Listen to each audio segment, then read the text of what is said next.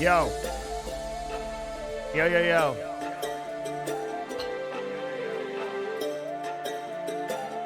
Are you ready?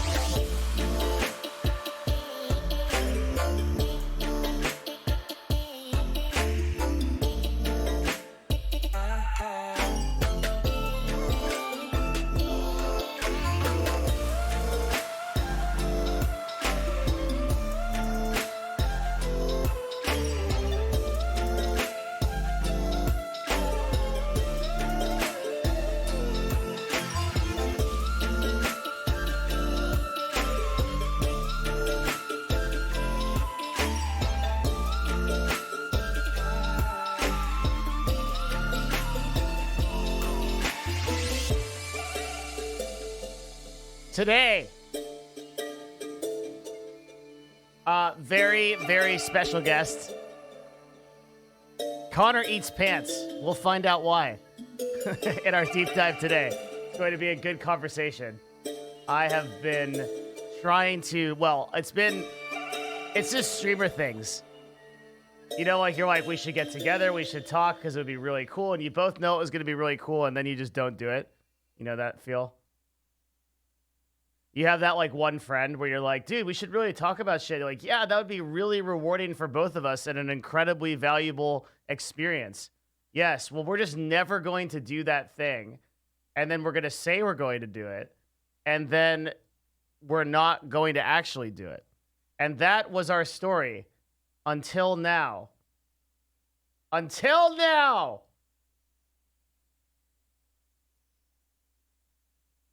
Oh. Hello. Hello. Oh, goodness. It's How like the legendary voice. Is that a good thing? It is. Yes, it is. How are you, sir? I'm doing good. Hold on, I'm tweeting that I'm on here. Oh my God, that's a big deal. We're tweeting. I don't like Yeah, we'll talk about that. use Twitter to its full power.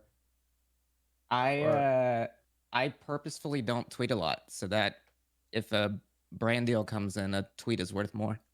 I already have shit to tell you about. Have you thought about tweeting and then deleting your tweets? We ran a That's study. what I do. For all my going live tweets and stuff. Yeah, we ran a study because the average engagement of a tweet is 14 minutes, right? So you can tweet something, you'll get the engagement of it, but you won't piss anybody off after the fact, and it won't affect your engagement in future posts. That's good to know. Yes, yeah. There we go. Value provided. Good conversation. Thank you for coming, Connor Eats Pants. See you next. Yeah. That will be $500. Sounds good. Mm-hmm.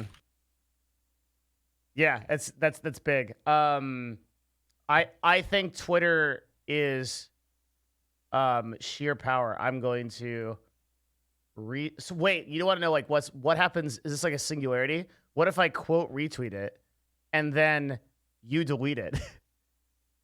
If I delete it, then people won't see a tweet when you quote retweet it.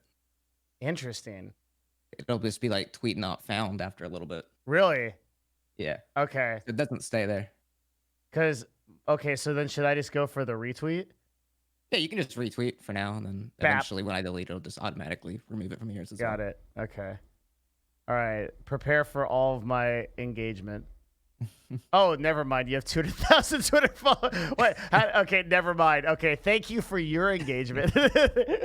You're streaming also, or no? No, I'm not streaming right now. I'm going to go live after. Oh, really? Okay, I'll read you and get you all set up then, because I'm not going live after this. This is my whole thing. Yeah. I'm getting my first cup of tea, dude. Twitter is So you are one of the like in like Kill Bill, she has to like I don't know if you're old enough for this. No, I've seen Kill Bill. I'm just fucking with you. Yeah, like you know how she has to like ascend the mountain to like Yes. meet like the master. I feel Yes, like yes. that's you with Twitter, and it's like there's a certain marketing aspect to Twitter, and YouTube actually. It's sort of the same feel Yeah. that just doesn't make any coherent sense. It's like an abstract painting. Right. Yeah. Like a lackadaisical kind of vibe that Yeah. somehow still pulls in an audience, I think.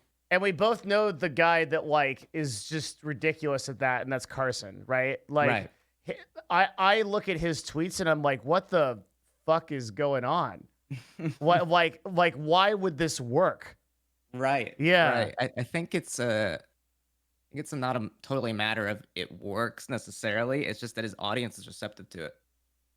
Interesting. He found an audience that works for it. Like I think it's kind of I think I saw you talking about this last week. We're already getting into stuff, but like in terms of like Yes. titling a YouTube video, Yeah. like I could title a video just in all capital letters and like it could work because it'll already be recommended. Like I already have a viewer base that'll prop that up. Okay. I'm gonna Whereas, take a note of if that someone too. with 5 subs makes that their title, it's not gonna do anything. Right. Okay. That was my follow up to that. Yeah. And then my follow up to that is if you are trying to, even for you, and this is what I actually think about, or I have been thinking about, is like you do title a video like that. It hits your subscriber base. It goes into the algorithm. And then now, are you appealing too much to your subscribers? Because Yeah. you see what I'm saying? And I ran into this problem with Ludwig, and he hadn't thought about it until I thought about it. I was like, That's something I actually have been thinking about. yeah, I try to mix it up and try to always offer something different. And the one thing I'm doing lately is trying to like be rather vague, I guess, with titling. okay, And I've been experimenting with like instead of putting like a game in the title, it works for Among Us. But like for example, Fortnite did not do well on my channel, even though I thought the content was really funny because I'd be playing with like random kids and it was just funny content. yeah. So like I stopped putting Fortnite with like kids in the title or whatever, and so that video with Ninja as the thumbnail, uh, you might see that and you don't really know what it is, but my viewer is already going to click on it because they know it's me, and then maybe somebody else will click on it because they don't know what that is, and then they'll find my content and like it. For sure. I think the problem is though that like it depends on your strategy, right? So like for me, every one of my YouTube titles is like aggressive growth strategy, right? Everything Mhm. that I'm doing is like top 5 tips to make the most amount of money on Twitch. Like Yeah. and it's like the idea is that to the 85 to 90% of the user base that is recommended or browse, that will appeal to them. Yeah, I mean, Yeah. your thumbnails have gotten significantly better over time, Thank I you. think, for sure. Yeah, we're Like, but really if you innovating on notice that. something like on first glance, like your most popular videos are the ones that give like an air of like professionalism and like this is like a produced content, like the Ludwig one. Well, like Yeah. just in like the recents is what I'm referring to Okay. there. Like Mhm. the Ludwig one and then the one with Ninja in the thumbnail I saw was doing well. It's like every video But you have to be more specific. well, right, but Yeah. if you sort by latest again, Okay. like yeah, I'm Uh, looking at your stream. yeah. I'm Okay. trying Yeah. like the Ninja one did good, the Joe Rogan one did not do as well, which surprises me Surprisingly. because Yeah. I like that thumbnail a lot. I was late. Um, That's why. I did it okay, 2 days after the news. Yeah. that makes sense. Yeah. Yeah, Or 3 with the days. stuff you do, it is very reliant on a urgency and If being you kind of hit the it first to it. really fast, you can. Well, okay. So, all right. Before we have this conversation, everything has to be in this perspective. Okay. Content creation is my part-time job. I really mean it. Right. So Mhm. when my full-time job is like running an agency, right? If it wasn't my part-time job, I would be like a terrible thought because I Right. would be like on that motherfucker in like an hour, and Mhm. and it bothers me that I can't do that. and I might be like too late. Like, because if you're 2 days late to something, you might as well not even talk about it. Sure. Because like, look at like Moist Critical, who I think has like kind of horizontal mamboed into the fucking like news category in a good way. That guy will literally just. I feel like that dude, like a red light goes off when something happens in his, and like he just like rushes in, and then he'll do like a one take. He'll just be like, Well, that's "Here's." the thing. I think he's an even better example of what you were describing with Carson, where like he can just upload anything and he doesn't even make a thumbnail. He'll use an auto-generated thumbnail for each of his videos. Yeah, he And it does. just works because that's his brand. It works like that. And I asked him. I had a really long deep dive with him, and I asked him, like, why this works, and he didn't know. Why? Like, You don't have to. yeah, he's like a dog chasing cars. He just, it's just his thing. It's what you do, right? That's like, the strange thing is that's just how YouTube especially can be. Is what works isn't necessarily like anything by the book at all. Like if you search a guy named Kark, I think is his name. okay, He is well, search it in YouTube. But I do, yeah, so this is just a random channel that was made like a month ago. And they will just make like just garbage like old, and it'll pop up in everybody's recommended feed. Everybody's recommended has gotten this guy's videos, and they're literally just like, if you click on one, it's just the most basic like Windows Movie Maker 2007 video you've ever seen. What the fuck? And it's Why? in everybody's recommended. I have no idea how. I DM'd him and asked him how. He said he has no idea. It just happens. I don't think he even has special tags or anything. I asked, and he's like, "No, I just." This is throw 'em literally out just there." a fucking. Ashley always takes French onion soup, onion spelled wrong, to lunch, and it always smells bad. She growls if you get too close to her, and sometimes she hisses at the teacher. She doesn't Yeah, it's just like dumb. Like it looks like it's like a fifth grader making a YouTube video. It probably is a fifth grader making YouTube videos. Well, no, What- it's not a fifth grader. It's a guy. like That's it's an funny, actual but dude. What? Yeah, he's just parodying like what would go up in like 2008. this is bizarre. Dog. It's just a dog. Yeah. I'm sure. Yeah, of course. Like, It just goes. man, fuck. This is interesting and also incredibly frustrating. Because you want to like visualize a method. You for want the to make madness sense of of it. YouTube. You're Yeah. right. And it's stuff like this that shows you like at some point just doing your own thing, it might find its audience. Fish has 1 million views and it's just a dead goldfish on the ground. And it's like not even it's like a shitty blurred out. Yeah, this is like source. This guy did a deal with like Satan probably. He's like he fucking drew a pentagram and then like it's like, what do you desire? It's like, I just want a YouTube channel, dude. Like my only like theory in regards to it is that like he, I think, was a viewer of like Carson and people like me and people that were doing the Minecraft stuff like a year ago. Yeah. And had some videos that related to that. And then because YouTube noticed similar viewership between some stuff he uploaded and some stuff that Carson did, they would recommend it, and Carson's audience would find this kind of stuff funny. So it just kind of blew up and rolled down a hill. That's the only idea that I have, but it's still not explainable how it got this popular. What's so weird too is like he's like it's literally like some Crypt Keeper shit. He's literally doing like Let's Plays and they get over 100K views. And there's no description, there's no metadata. And all the comments are just like, why is this my recommended? This guy's stuck in 2010. Yeah. Like this is truly bizarre. It's some of the weirdest ones I've ever seen. Yep. And then also like just the sheer subscriber count too. Like not only did he make popular videos, but he also got people to retain to his channel. Oh my god! I mean, like a week and a half ago, he was at 80K. Really? Yep. Do you think this is like anything nefarious, or do you think it's entirely legit? I think it's legit. I mean, okay. I've asked them, and they're like, they are just as confused. They're just like, I've just uploaded dumb stuff.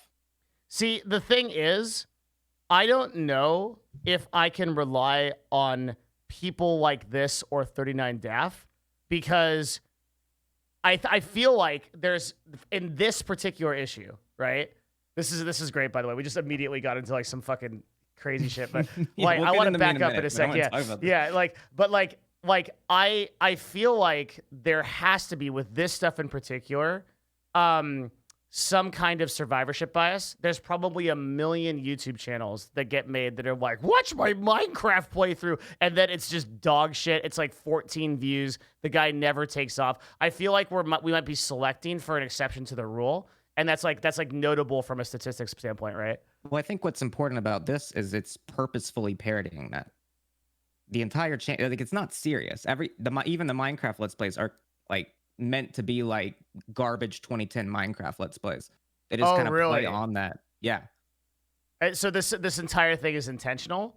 It's entirely intentional satire, the whole entire channel. 50 subscribers special. I see. Okay, that changes things then. That's really different. Yeah, that's what I was trying to. Yeah. Okay, so someone says the dog video had a premiere. That's fucking okay. So now I get it. So this is like a commentary on like 10 years ago, Yeah, exactly. and he's staying in character for the whole thing. Yep. Yeah. Okay. So this is more of like the Prestige Act. Mm-hmm. I get it. Okay. Interesting. What's interesting about it is, of course, how it even gets picked up in the first place. Well, okay, so that's like the fucking great mystery. Right. That's like the missing link, dude. That's like finding like the fucking ape that connects to humans or something. Like, I wonder that for so many channels, because I think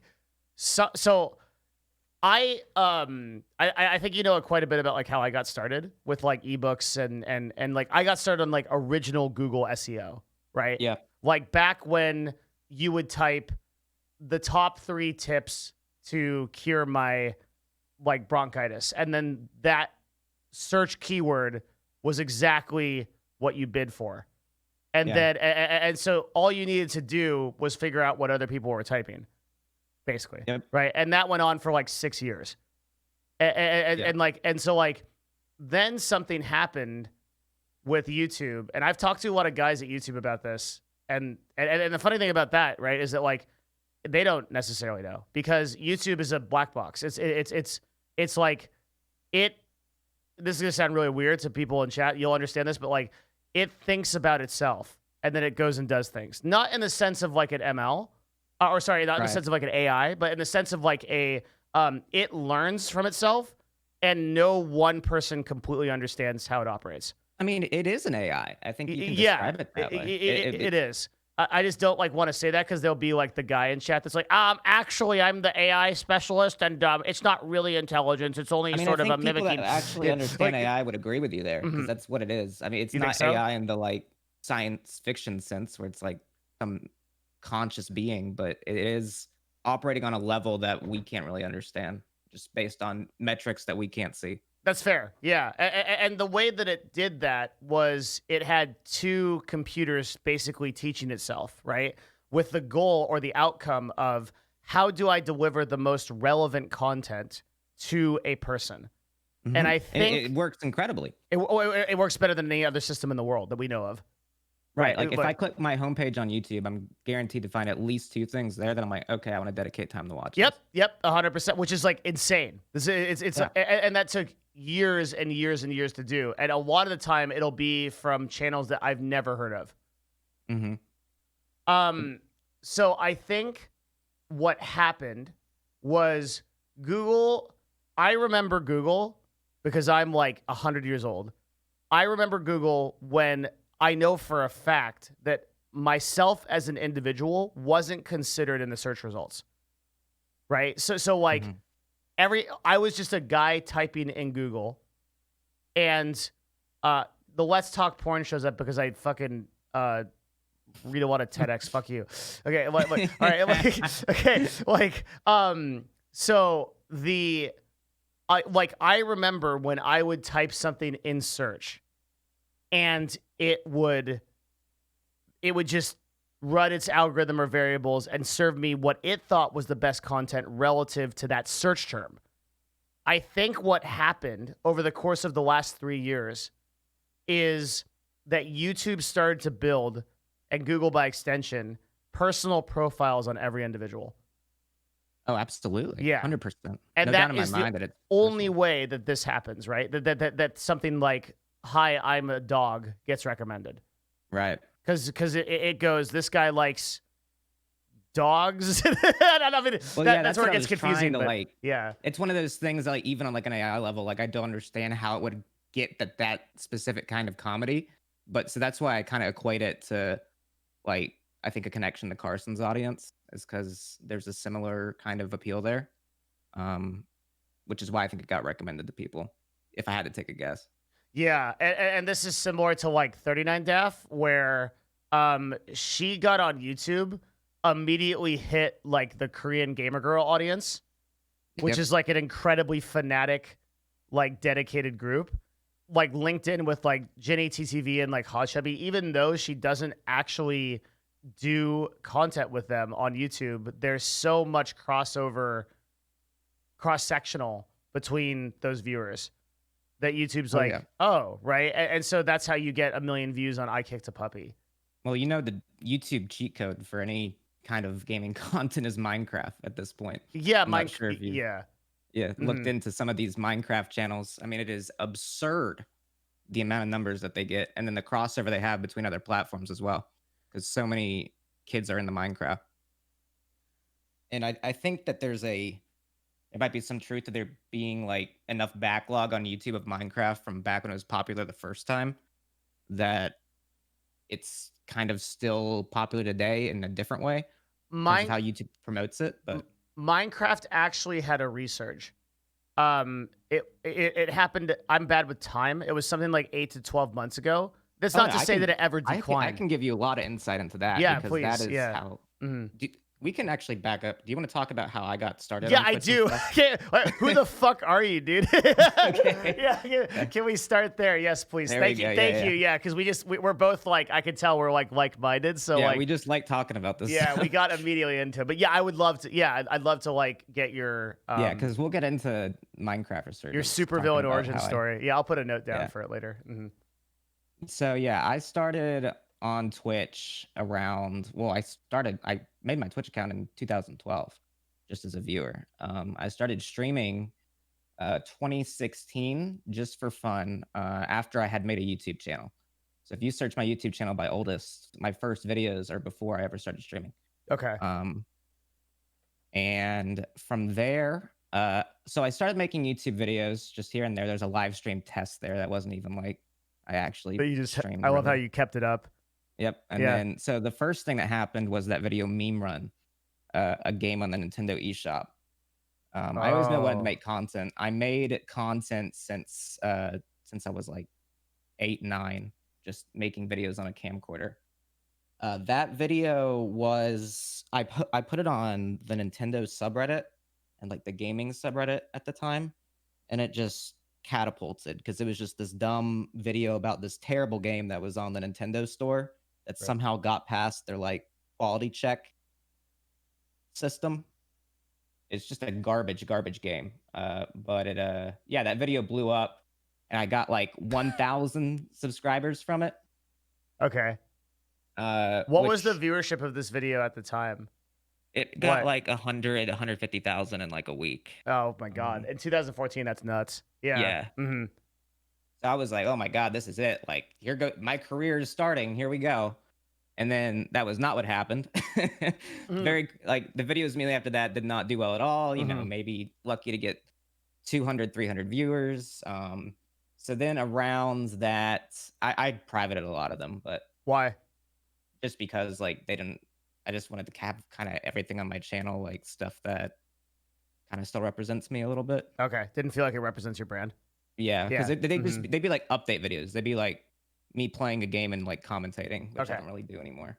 Um, so around March that 2016, I opened up a Twitch stream and tried to start doing that like every day if I could, Yeah. because I enjoyed it more, honestly. My main enjoyment out of YouTube was making people laugh and getting that interaction in the comments. Yeah. So I was like, okay, I love Twitch, so I'm going to start streaming on Twitch and get that kind of feedback hand to hand immediately.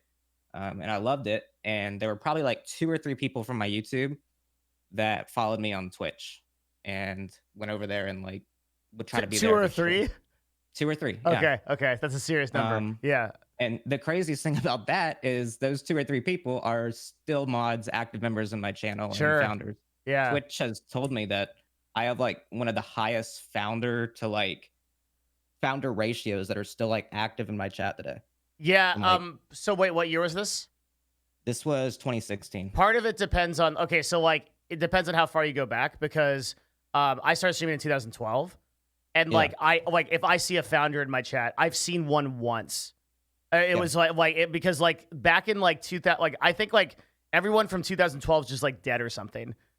Like it, Yeah. like the world is a new place cuz I still remember my first viewer as well was a guy named DD Muncher who came in and I was like, "Hey man." And he's like, "Hey." And I was like, "Why is your name DD Muncher?" And he's like, "I like double-decker hamburgers and I munch them." And then from that day on, he was there every day.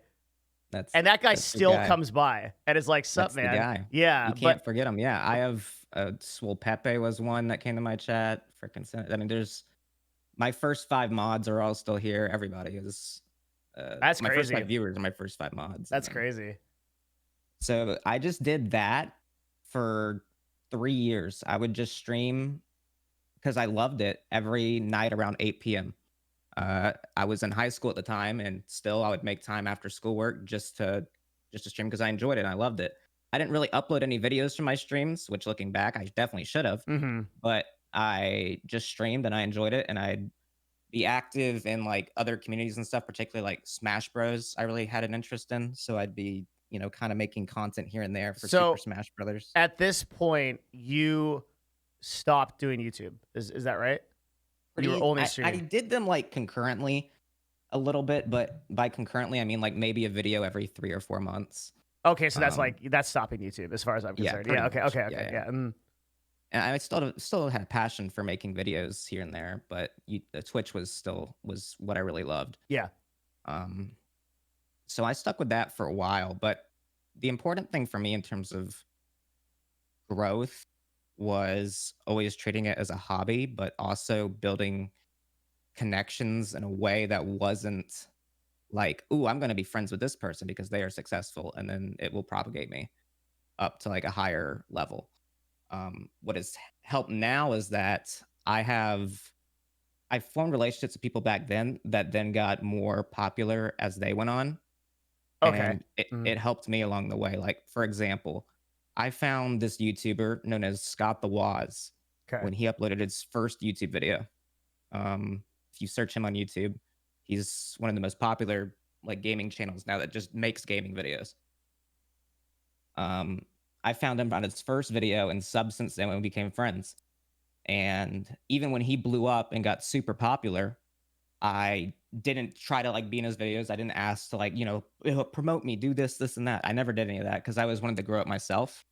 And I didn't want a something on my back. I'm like, oh, this person made you, this person did this, this, or that. Because I knew that it would fuck with my head and get me annoyed.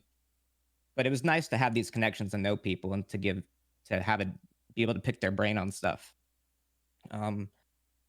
But because I had those connections, it led to other things, which after 3 years of streaming at 8 p.m. each night, I was like, all right, well, I'm going to college. I don't know what I'm doing, but I know I like doing this. It'd be nice if I could make it a job, but that's very unlikely. Can I get a perspective real quick? You had mentioned you'd been doing stuff with a camcorder since 8 and 9. I don't know how old you are, so I don't have a perspective on I'm like. 21. Okay. Oh fuck. Okay. So wait. Okay. So now we're at the point of I was going to go to college, but you're 21. So aren't you? Are we there? Isn't I that would have now? still been in college. Yeah. So, Are so you in what? college now? I dropped out now, Okay. Hmm. but in 2018, I started college. I only went because I knew I'd be like really depressed if all my friends went to college and I didn't. Yeah. So I was like, okay, I'm gonna do this just to get my mind off stuff. But I kept doing Twitch still, and I hated college work. And then Oh, right around the end of 2018, through Scott, through our friendship, another YouTuber who you've probably heard of now, known as Jay Schlatt, was a fan of yeah. Scott. He We both contributed to one of Scott's videos where he was like getting fans to like participate, Mhm. and he kind of learned about me through that. And he would start watching my streams when I had, again, at this time, even after 3 years of streaming every night, if I'm lucky, 10 to 15 average viewers. But you Um, kept with it. yeah, I kept with it because I loved it. I genuinely enjoyed it every single night. It didn't matter how many people were there. I could talk to myself. I could keep a dialogue, and that's what's important. I could talk about to be a small streamer for hours, but consistency is definitely the most important thing How did you avoid this sort of like soul crushing feeling of not progressing? because I was not focused on becoming like the biggest streamer. Interesting. I w- I Okay. just enjoyed it. I think that there's a certain luckiness that comes with being able to be a kid in high school, where I'm in high school and I don't have to worry about making it a job immediately. Yeah. Yeah. But like Understood. at the Yeah. same time, it was always a dream of mine. Like, oh, that'd be awesome if I could do this. But at the time, it was still just a passion project. Um, so then Schlatt started watching my stream when I had like 10 to 15 viewers. He'd come in every few days. And then stuff really changed when Carson, and this is what I was getting into, the Minecraft stuff and what brought back Minecraft. Because I think people that are in on the topic would agree, is that Carson was the one that actually brought back Minecraft, because To he which? started this Minecraft server called SMP Live. Yeah. Um, and it was basically a Minecraft server that you could only play on if you were live streaming on Twitch.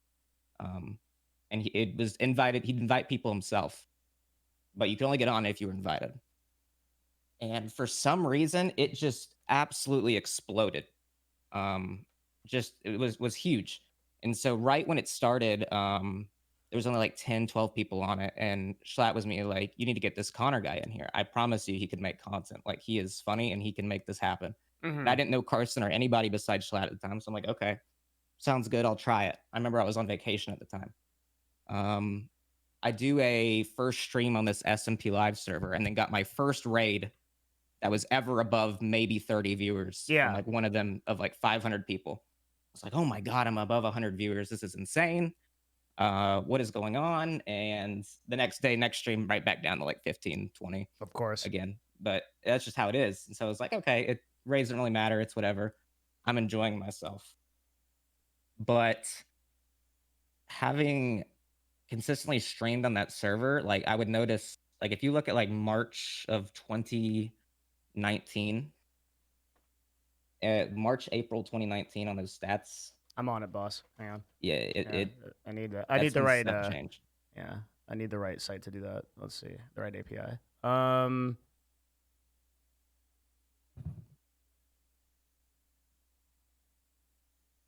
Of 2016? 2019. Oh, okay. Much better. Okay. Yeah, right around there.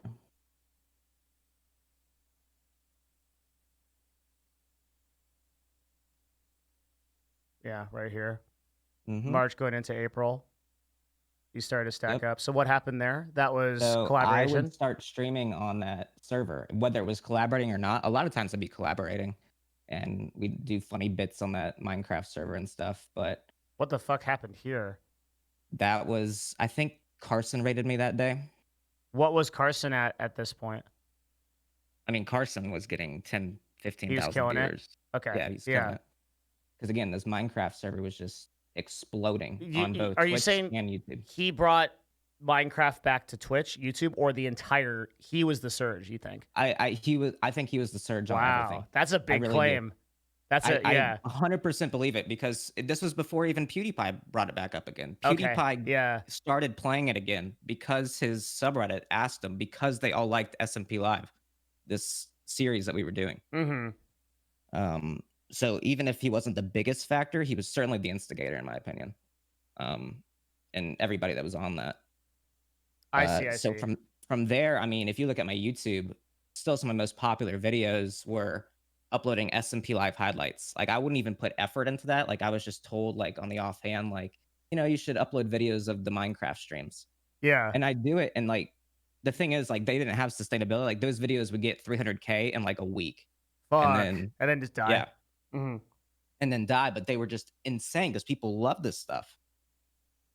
A lot of it was really, really good content. A lot of it was, however, not like my brand of humor and kind of like a little kiddie. Yeah. It wasn't really what I wanted to do. Hmm. So that's where we get into the kind of the second half of my story is like once I had gotten on Twitch and stuff was doing really good, I was like, okay, well, I've always been variety. I've never stuck to one thing, and I'm not in love with Minecraft. So pretty soon after everything blew up, I got Twitch partner in June of that year. Okay. I was like, okay, I am going to reintroduce my variety stuff because I can't keep doing this Minecraft thing because it's killing my mental. I don't like I doing it as feel you. much. Yeah, I know exactly what you mean. I used to be a League of Legends Yeah. streamer. Yeah. Yep. And so I kind of started to transition and shift and stuff dropped. But because I think I did that earlier than most of the people that blew up on that Minecraft server, it paid off in the long run. Because a lot of the people that were on that also experienced ridiculous growth and ridiculous viewership, Twitch partnership, and a lot of stuff, and then fell back down. Mostly, I feel, in my opinion, because they stuck to just Minecraft. Yeah. Um, They weren't and able to. Minecraft can be sustainable. Plenty of them still do Minecraft, and they're very successful. Oh It's yeah, just like the business that I joined. So we just like started a talent agency from the ground up. And the previous business that I was kind of in the process of shutting down, but also running over the past year, Nerd Fusion was quite literally like built on the back of Minecraft. And these are mhm, like the OG Twitch people, like Sevidus, Bacon Donut, like yeah, these guys. Yeah, like these guys are like, so Minecraft has literally built careers, right? And for and and sure. and continues to, um, and And it's it did for me, and it was a yeah, decision pretty early but on that I was like, you really do have to diversify it. So I think it's the same thing with like I don't know, dude. For me, and you may be like this. I sense that you're like this as well. I like when it's hard to believe for a lot of people because almost nobody in this chat except like possibly like the oldest mods that are in here like even know that I ever streamed League of Legends. But I did it every single day at 10 p.m. for 8 hours every day, 7 days a week for 3 years or 4 years, mhm, maybe more, 2012 to 2015. So yeah. yeah. So like but there's like something like fucking insanely soul crushing about like waking up in the morning and being like, this is the only game I can ever play, or my entire audience leaves. Yes, Right? yes. So Yeah. that feeling, and then as well when I was on that server, was a feeling of I'm here until Carson goes live, or I'm here until That Jay Shot goes blows. live. Yeah. That's It yeah. absolutely blows. And Mm-hmm. as someone that had streamed for years before, like it was like this is really annoying. I don't want to turn on my stream and be dreading when these people come in and then leave. Like Yeah. this sucks. And so I made the decision around June, July, maybe a little bit after, where I was pretty much like, okay, I'm going back to what I used to do. If you came here from Minecraft, like that's awesome. But I got my goal. I got Twitch partner. I never intended for this to be a huge job, even though it'd be cool if it was. Like I'm gonna keep doing what I wanted to do, and I felt like I did it pretty well. I had fans that had stuck with me till then that were still there even when the Minecraft stuff blew up. So I was like, okay, I'm gonna go back to doing what I would like to do. And so if you look at like the chart on they're like uh I don't know which site has the chart, What's the but you can chart? see like just a dip in average viewership when I switched. Hmm. Um I'm not sure I saw it I'll earlier. find it.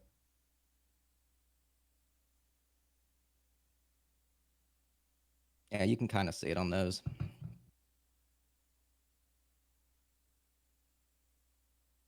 Might have been here. Was It this was around 2020? that no, this was July end like Oh, August, we're not looking back September far enough. 2019. September 2019. Okay. I can see it on that graph. Yeah, I had to look at the. If I look at, I'd have to take a little bit more time to plot this out. Yeah. But we could find it potentially. We just have to look at I'm thinking about how to do this long term. in an actual graph form. I saw it on, I think, Twitch Tracker. Maybe it's on Overview. Or yeah, that works. I was gonna look at the long-term stats. We can look at. Let's look at this. Do stats and then do very long period of time. So like here, and Well, that works. yep, Yeah. that should be able to do it. Yeah, so you can see The peaks. you can see that dip kind of between September of 2019 Yeah. and then kind of earlier this year. Mm-hmm. I was still successful. I was still getting 400, 500 viewers, which I was more than happy with.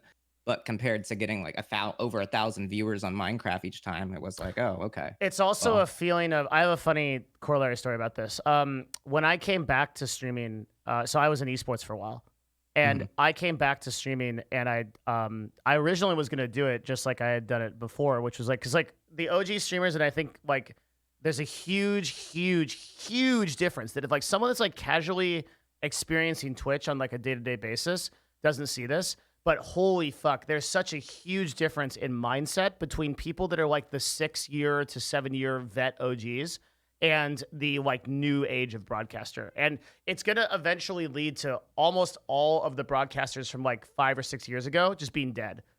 yeah. Their MO is like, I log on, I have my webcam, I play a game, and then I interact with my chat and I talk. And like that meta is like dying to people like Ludwig, right? Like fucking people that are just like coming on, they're fucking super interactive. They've got like a plan for their show. It's like highly comedic. It's very fast paced, right? Like it's like that's gonna blow them out of the water. I agree to an extent. I think that they're definitely going to be like overtaken by people like Ludwig that are coming on with like different content each time. I do think, however, that there is always a place for a personality playing a game. I gotta show you the stats. Yeah. Like, cause like it's pretty bad. Like a lot of those older broadcasters are declining like 30% year over year. Right. Yeah. But they're also not doing a lot of other stuff that they could be doing, I feel. No, 100%. Yeah. Like, but that's part of that. highlights. That's why I'm saying there's such a difference in mindset. That there's a chasm here of like, for example, someone like Ludwig or someone like you or someone like Carson, they intuitively know that YouTube has to be a component of their content. The end, right? Like, but a person from that age doesn't understand that.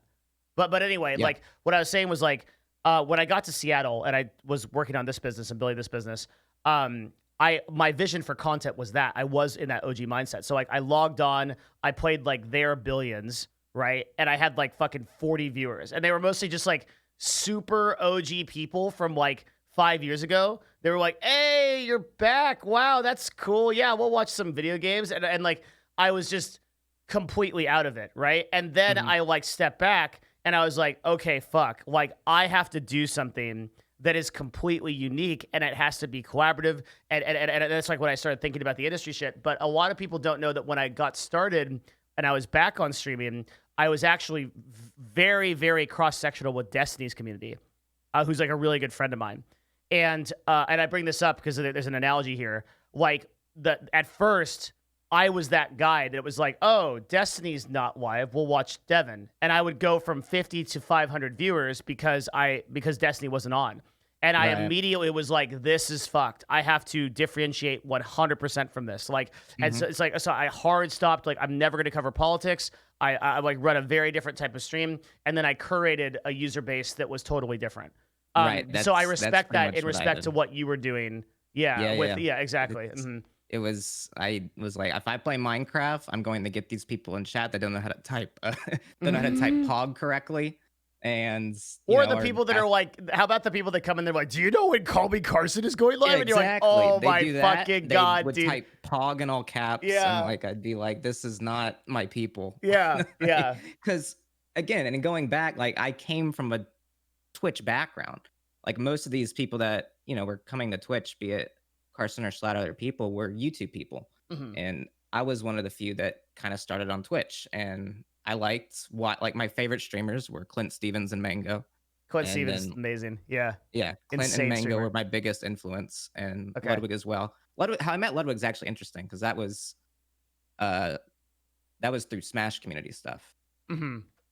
Which is kind of what I was talking about earlier, is just like as a small streamer, like being in a lot of different places and having a recognizable name is very helpful. I have a lot of notes on that already that I mean to ask you about. It might be a good transition. That's like, Yeah. um, how exact. So, what's really interesting about you is that you. Okay, so this reminds me of Do you know who Tim Ferriss is? I Kind of do a not. long shot. No. Mm. Okay, so Tim Ferriss is like a very famous author. He wrote a book called The 4 Hour Work Week, and Oh, okay. he has like a bunch of like 4 hour type books. And he came up with an idea when he wanted to write his first bestseller. Okay, which is some time back in 2014, where the like AdWords and like Google was still very relevant in the term. Like what he did was instead of like focusing on a broad market strategy where he would just like do the typical advertising and reach out to everybody. He said, "What is my target audience? It's people on the West Coast from 20 years old to like 35 males, right?" And then he Mhm. goes, "Where do those people live? Why like at this time in history, where are the 3 or 4 places that those people live? Where do they hang out?" And then he became ubiquitous on those 3 or 4 places only. And as a result, instant bestseller because what this is oh man, I fucking love this concept. So what this is called in marketing is relative market perception. Okay? So what it means is that the experience that we have as individuals isn't um isn't we would think is broad, but is actually very specific to where we hang out, what we listen to, the type of content that we consume, where we consume it. And so to every individual, the spectrum of total exposure to something is actually quite small. Right. Your impact might be Reddit, Twitter, and certain accounts on Twitter, and like maybe 1 or 2 other things. Yes. So if you can exist ubiquitously on those platforms, ubiquitous meaning you're everywhere on those platforms, what happens is that the individual gets the perception that you are literally like a fucking giga celebrity because you're everywhere. You're like to them, you are in their life at every second, right? Yeah. And I Yep. feel like you've accomplished this for your demographic. It's like I can't go anywhere without hearing about you. Yeah. I mean, it's It's working with someone. It's a collab with Ludwig. It's a collab with Call Me Carson. It's a collab on Twitter. It's a podcast. It's whatever, right? yeah, and Yeah. that's the thing is like it's like that wasn't even something that like I did consciously. I think that was something if anything, I took up from Carson because he would always do stuff with other people. Uh-huh. Um, I even still today, I try to do a lot solo because my main thing is like, okay, like I can do stuff with others, but at the end of the day, what's going to sustain me is people coming for me. So it's Yeah, like that's I try to true. do mostly solo stuff, but then when I do collaborative stuff, it's always something special that is going to bring attention. So like once a year, I do this thing called the Connor Eats Pantsies, which is like a parody of the Game Awards. I stream it an hour before the Game Awards, and I Yeah. just bring as many of my streamer, YouTube, Twitch friends to be a part of this as possible. So like last year, I got like Pokey, Ludwig, Schlatt, Carson, all these people to be a part of this, and it's just this hilarious, dumb, fake award show that blew up and was really popular, and people love it each year. And then like earlier this year, Animal Crossing came out. I knew it was going to be popular. So before the game even came out, I asked Ludwig, Clint, Miz, and Pokey if they would do a fishing tournament with me in that game Mhm. as like a fake esports kind of event, even though the game is not competitive at all. Yeah. Um, You have and so casters? yeah, and they were all like, "Yeah, we're all for it." And then Miz ended up getting NRG to sponsor it, and so it Holy was just shit. Okay. yeah, so Yeah. NRG was officially sponsoring an Animal Crossing fishing event for like $5,000. And it was just like this kind of ridiculous thing is happening on my stream. So, I love if it. there's collaborative stuff going on, if I'm doing it, it's something that's unique. And if I appear on someone else's channel, it might be something more casual. But if I do collaborative stuff, I try to make it an event, Okay. like almost like a crossover episode of like a TV show or something. Interesting. And do you think so over the past I'd say let's say 180 days, I think is probably good. I'll just like probably let me just sorry, just crunching. Yeah. I'd say so over the last like 6 months, your growth has been incredible, right? So you're kind of at an exponential curve. Um one of the things that I have learned to look at that I used to not pay attention to at all is follower count. This is a number that for years of my life in statistics I thought was useless. But I'm at a point now where I actually don't acknowledge like average viewer count, which is like what most people focus on. I don't acknowledge average viewer count at all. Like Really? I don't completely not at all. I don't even look at my own average viewer count ever. Um, Okay. I so and this is partially this is a mental thing as well for me. So I don't know my sub or viewer count on anything besides a 14-day basis. And part of that is because I want to create the same quality of content for 5 people that I do for 5,000. Yeah.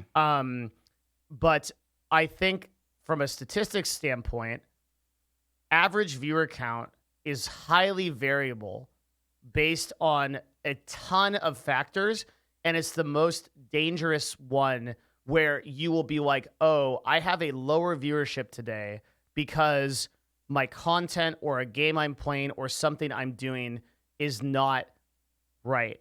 But when you actually stack that up, and you check for it, you look against you compare it against the actual variables, it's not true. And usually it could be some very dumb reason why your average viewer count is bad. So Yeah. one of the best, actually the best way to monitor growth is like to go to like a Social Blade website, and you'll look at this and you'll go here and you'll see day-to-day follow count. And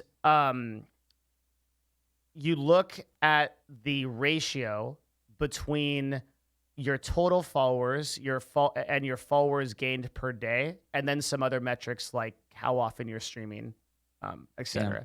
And what you get is an idea of a channel from that. And so, for example, if I were to pull up one of those older broadcasters, like I mentioned before, you would actually see that despite them having 5,000 to 6,000 concurrent viewers, they are losing follows every day. These numbers are negative.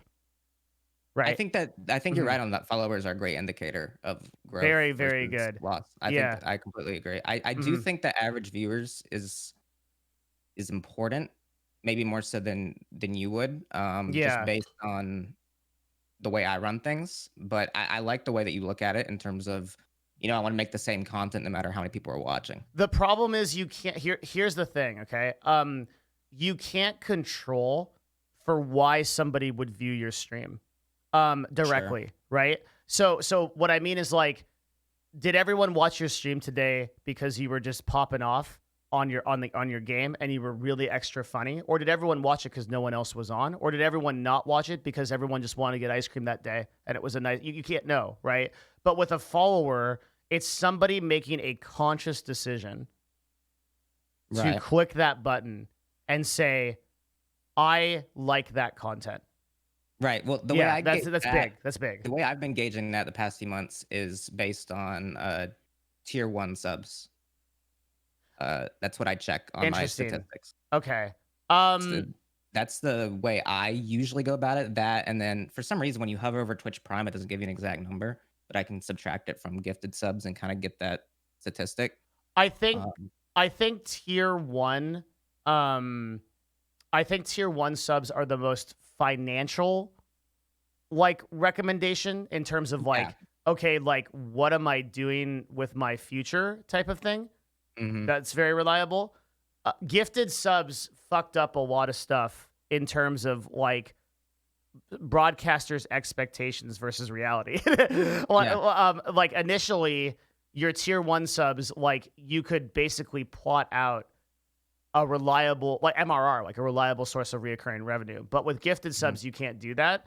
I've long said that gifted subs are a really interesting play by Twitch, because what they basically did was Twitch meta, like 4 or 5 years ago, was straight tips and donations. Everything was tips and donations. And the broadcaster would receive 100% of that revenue. Twitch didn't like that. So gifted subs are a method for them to take 35% and everybody to do it to thunderous applause. Right. Yeah. Or like bits and stuff. Bits are even worse than that, but bits are bits are just straight up like, you're spending the same amount for less of a donation to the stream. Bits are very obviously that play, and I don't think anybody realizes that. But gifted subs are like they get to, gifted subs get to hide behind a lot of things like, oh, Yeah. it's increasing engagement in the community because more people are sub. No evidence of that, right? Like or It like used yeah. to, and then now I don't think it does anymore. Um I here used to, as a viewer, like, if I got a gifted sub, like, I'd be like, "Oh, I'm more active here," but the yeah. way Twitch is gone, I'll get a gifted sub, and I'm like, that could probably just a random one. No one was thinking about me as a community member. Exactly. That's what our data shows. We also here's another really cool thing though. Okay, this is actually super cool. A lot of like broadcasters like Ludwig will drop like 1,000 subs, right? Mhm. Um, I have an argument that this is just quite literally an unnecessary business expense that does basically no good. Because we've looked at if you target a person in chat and here's something that I started doing, and we also started to run this test with a bunch of our talent that they would do this, and they would say, okay, hey, what's up, Bob Simp 69 in chat? That's a super cool comment. I really appreciate that. I'm gonna gift you a sub. You call them out as a call to action. You gift one sub to them directly. It says in chat, Connor Eats Pants has gifted a sub to this person. Yeah. That has much more community impact than like gifting 100 subs. Yeah. Because it shows the broadcasters interactive. It shows that they're trying to create a community. It shows that you've created a fan out of that individual for life. But like everyone else gets that feeling of, oh, this is demonstrable good behavior, and this is Yeah. what I want to do. No, that's smart. That's Mhm. smart. I think that running, like, mass gifting things is it depends on who does it and depends on the context of it. Yeah. I think that it is a smart move for, like, a Miz is gonna gift 1,000 subs if he doesn't beat Minecraft tonight. That draws in viewership, that draws in engagement.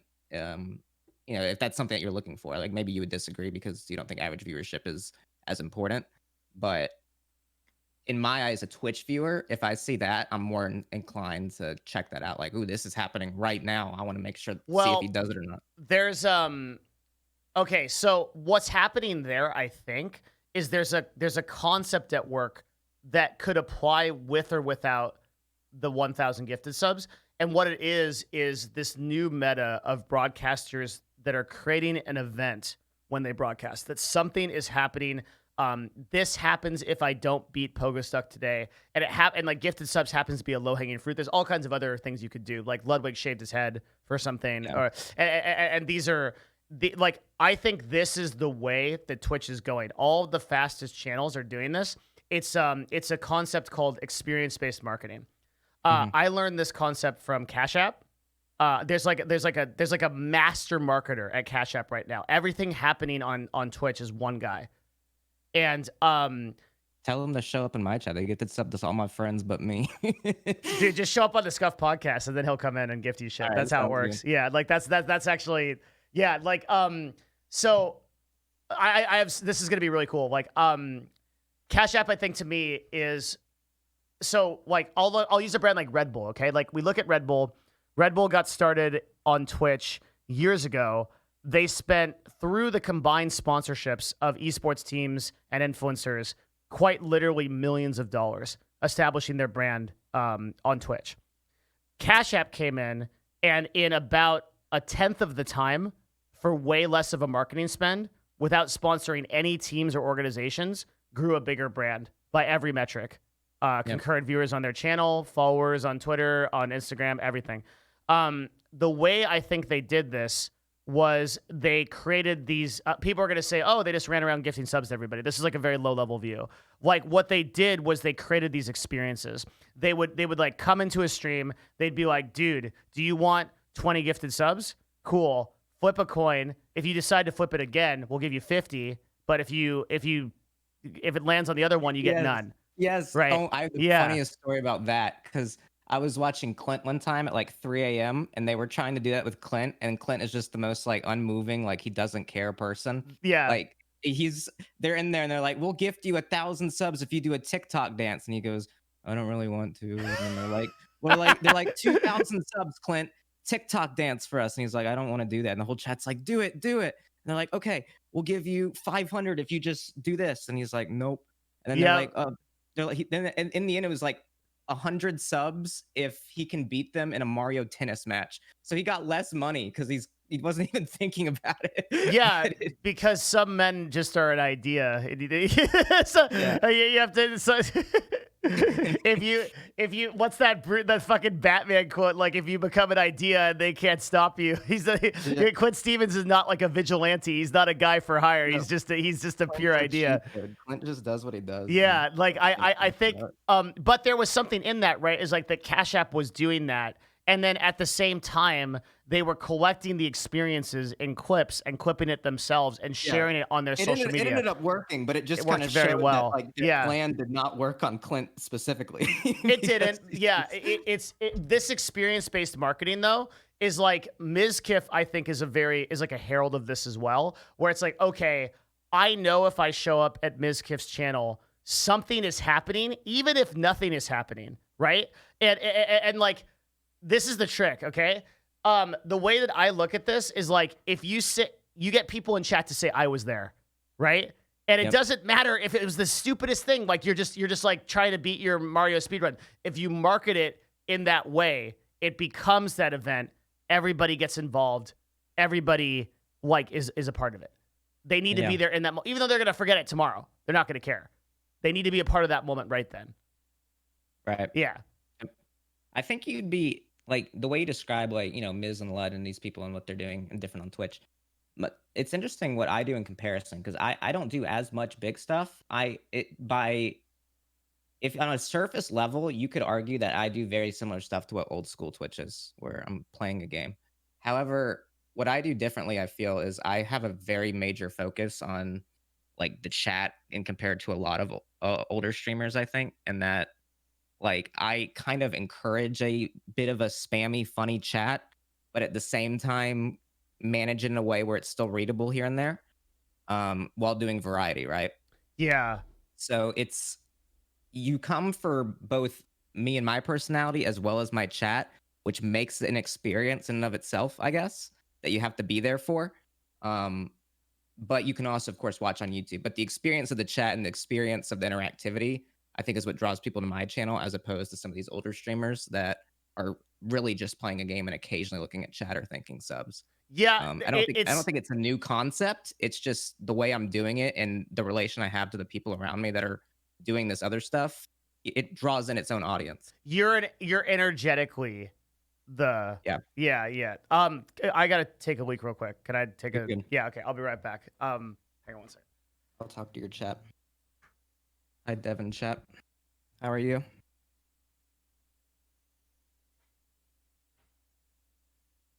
Hi. I've been looking at you the whole time. A lot of you guys are my people. I'm gonna play Avengers later. We'll see how that goes. Why do I see you under every Twitter post? That was because I got verified. And now I feel like I can just reply to anything with anybody with a check mark and make it funny. I am a Ludwig man. Should I watch your stream? If you like it. I watch you for Charles. That's fair. I should talk to him about Chuck E. Cheese. This is marketing. Hi, Carson. Carson, you should talk to Devin about however you manage your social media presence. I'm gonna go pee really quick too, actually. If Devin comes back before I'm here, tell him I went to go pee.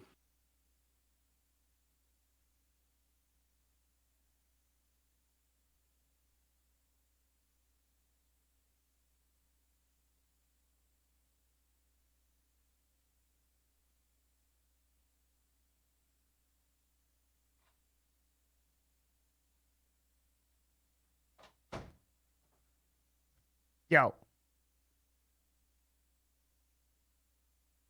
Oh, is he gone too? Rip. Connor went to take a shit?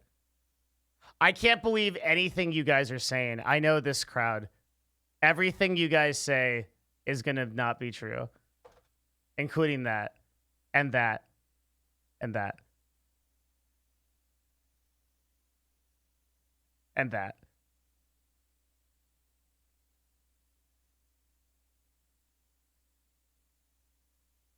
Someone with more viewers called him. No, I'm on with Connor Eats Pants, not Mizkiff. There's a big difference. Thanks for all the follows, by the way. There's like a shitload of follows. I appreciate it. It's good. If this is your first time with me, I'm Devin Nash. I'm a part-time person that I don't stream full-time, but I do stream sometimes. And when I do stream, we talk about industry shit and business shit, particularly in relation to like Twitch and YouTube. We also do like a lot of deep dive shit with people like Connor. Talk about stuff. Okay, I'm back. Yo.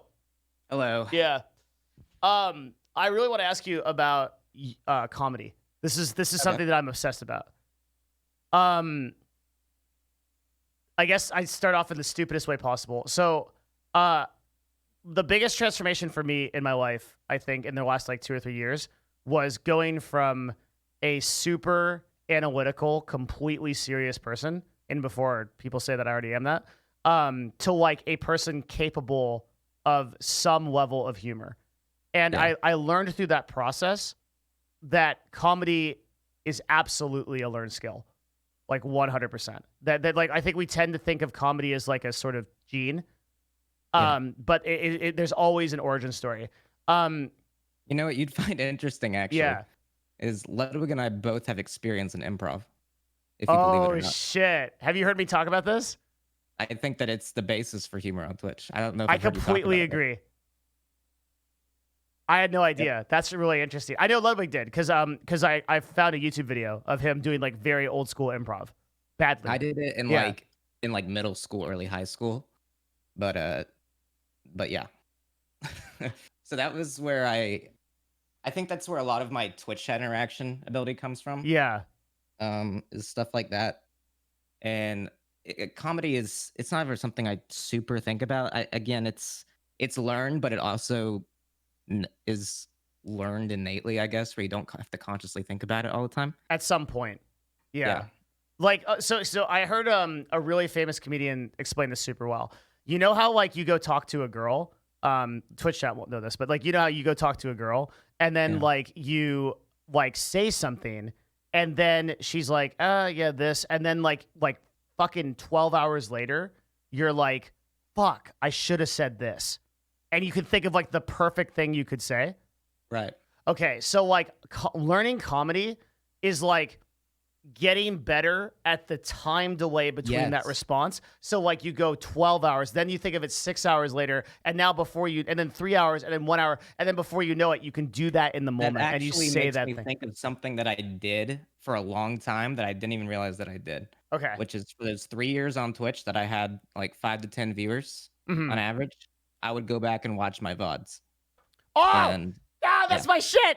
That's yeah, so I'd good. go back and watch Yeah. my VODs.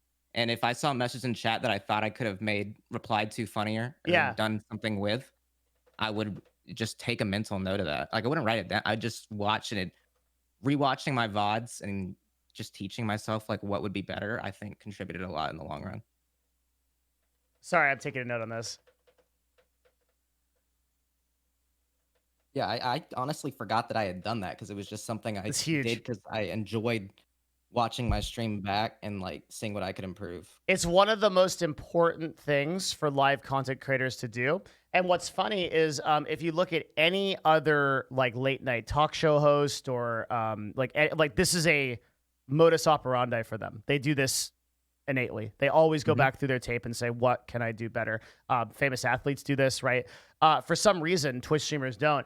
And when I talk to Twitch streamers about this, their answer universally is, I can't watch myself. I hate watching myself. And I realize I'm like, dude, if you hate watching yourself, you're fucked. Because why would anybody else want to watch you? Right. Right? And that was how I was when I started broadcasting again in 2018. I was like, man, I can't fucking watch this shit. And then I was like, well, fucking nobody's gonna want to watch this shit either. And then now, dude, like I walk to work and I'm listening to myself in my own podcast. I'm like, yeah, this is fucking great. Like, like I had to get there. Yep. And I do the same thing as like, I have a stream deck where it's like a little like button, and I can press a button to activate a highlight in the stream. Yeah. And what I'll do is if I so I'll do this in two instances. The first one is if I feel like I said something really funny. This is three instances. I feel like I said something really funny. I feel like I said something really unfunny that didn't land, or I freaked the fuck out at a viewer and like legit like just like double dick down somebody, and I didn't like really mean to do that. And then I will go back and I'll review that at the end of every day. And what Yeah. that does is it like whatever your subconscious is doing in there, it gets you into that mode. Yeah, you can put Yeah, yourself back into that spot and retrain yourself in the future when you're in that same spot. right. Without actually like consciously focusing on it.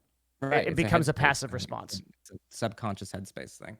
So Um, yeah. yeah, so you had improv, but but this was your active focus. 'Cause I'm always looking for that Yeah. active focus on comedy.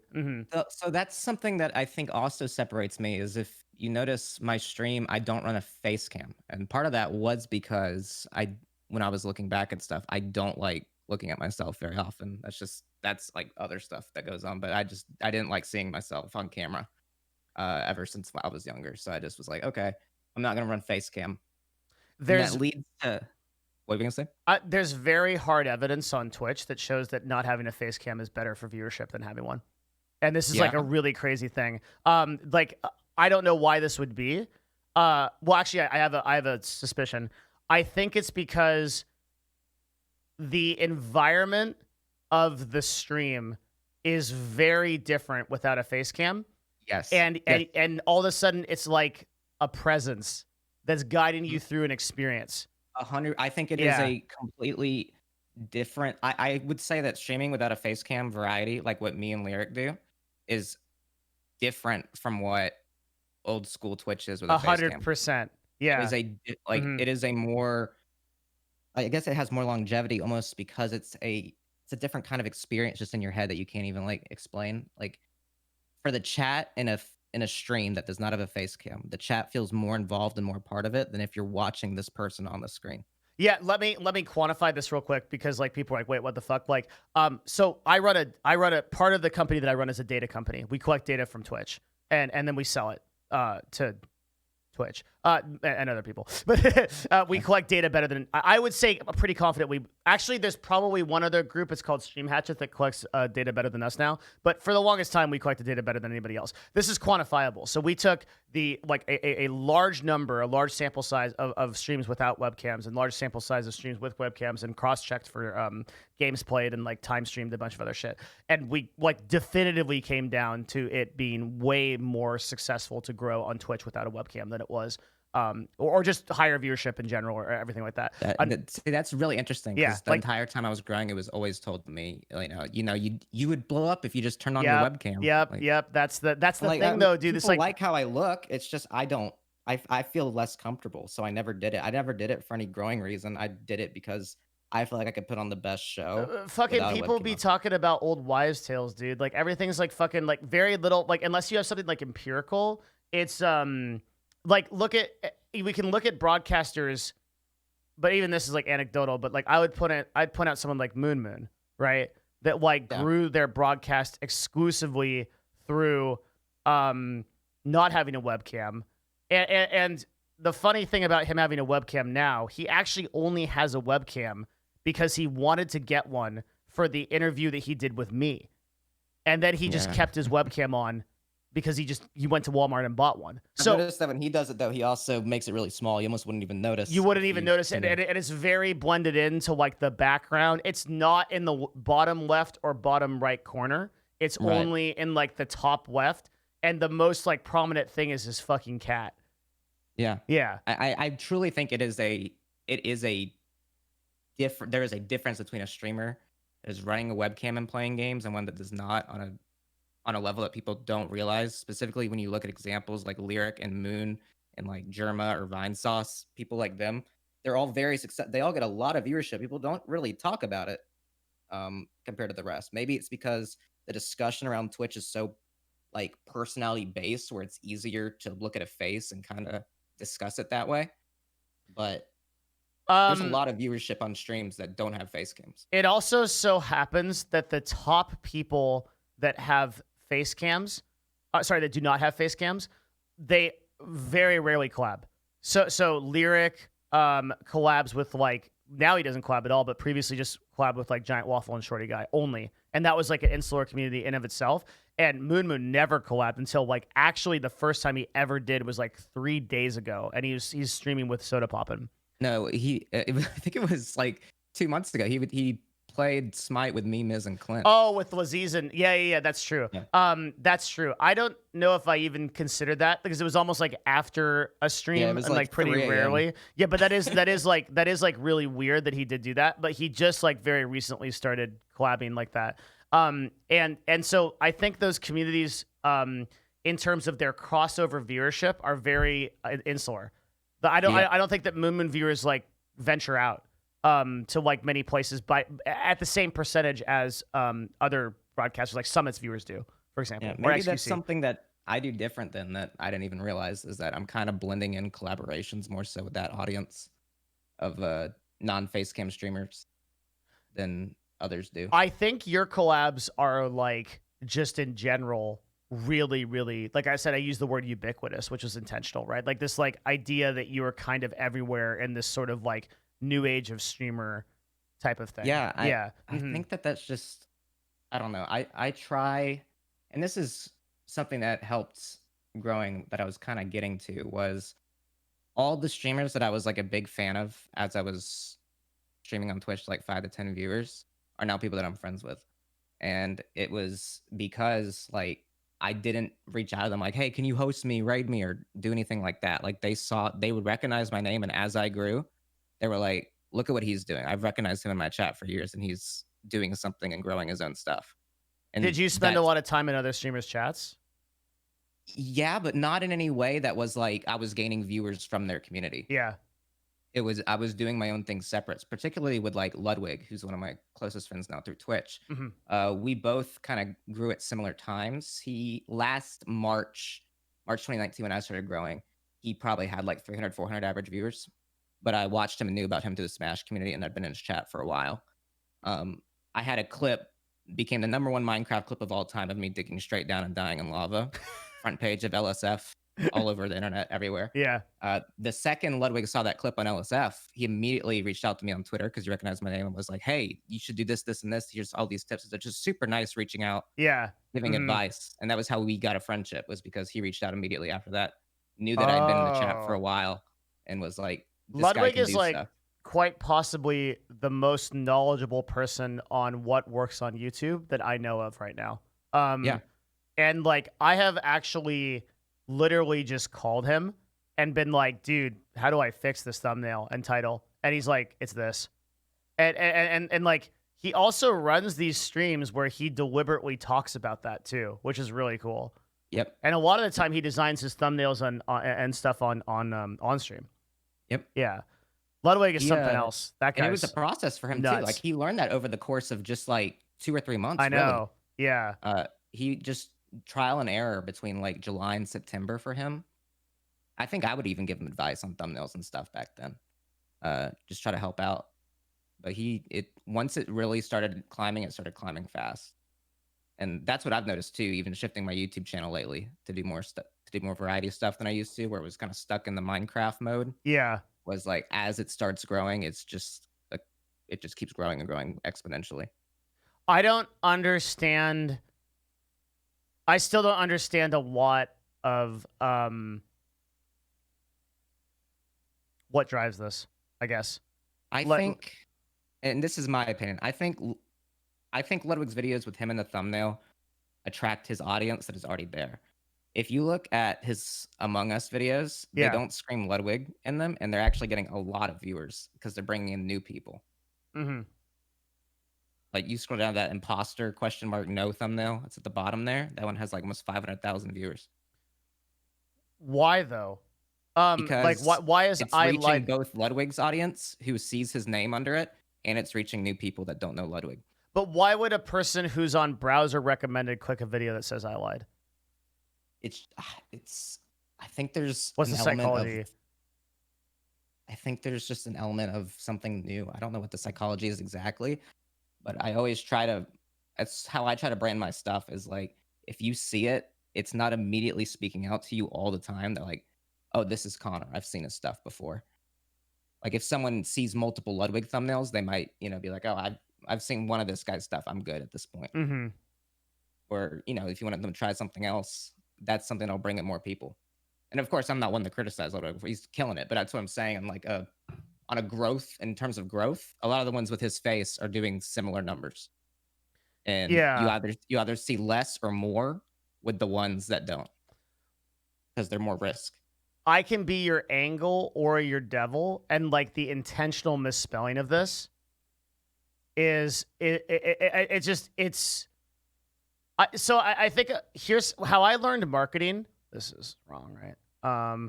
How I learned marketing in the traditional sense of it, was I think it's Ludwig. yeah, I got him. He's got his fucking name in it. It might be Ludwig Anders GG for that. Yeah, no, that works. You want to, if at all possible, try to get into your customer's head. So the way that I learned marketing was, let's imagine that a person, you're working at a like a Home Depot or like an Ace, okay? And a person comes in and they say, "Hey, I want to buy a drill." So a good salesman goes, "Okay, here is our set of drills that we have and all their advantages." A great salesman knows that what that person actually wants to do is drill a hole. They want to make a hole in a wall. They don't necessarily need a drill to do that. There might be a better tool that can solve that problem. So the way that you do that is you get in your customer's head. You say, okay, what is this person's problem and what are they trying to solve? I'll sell them the solution to that problem.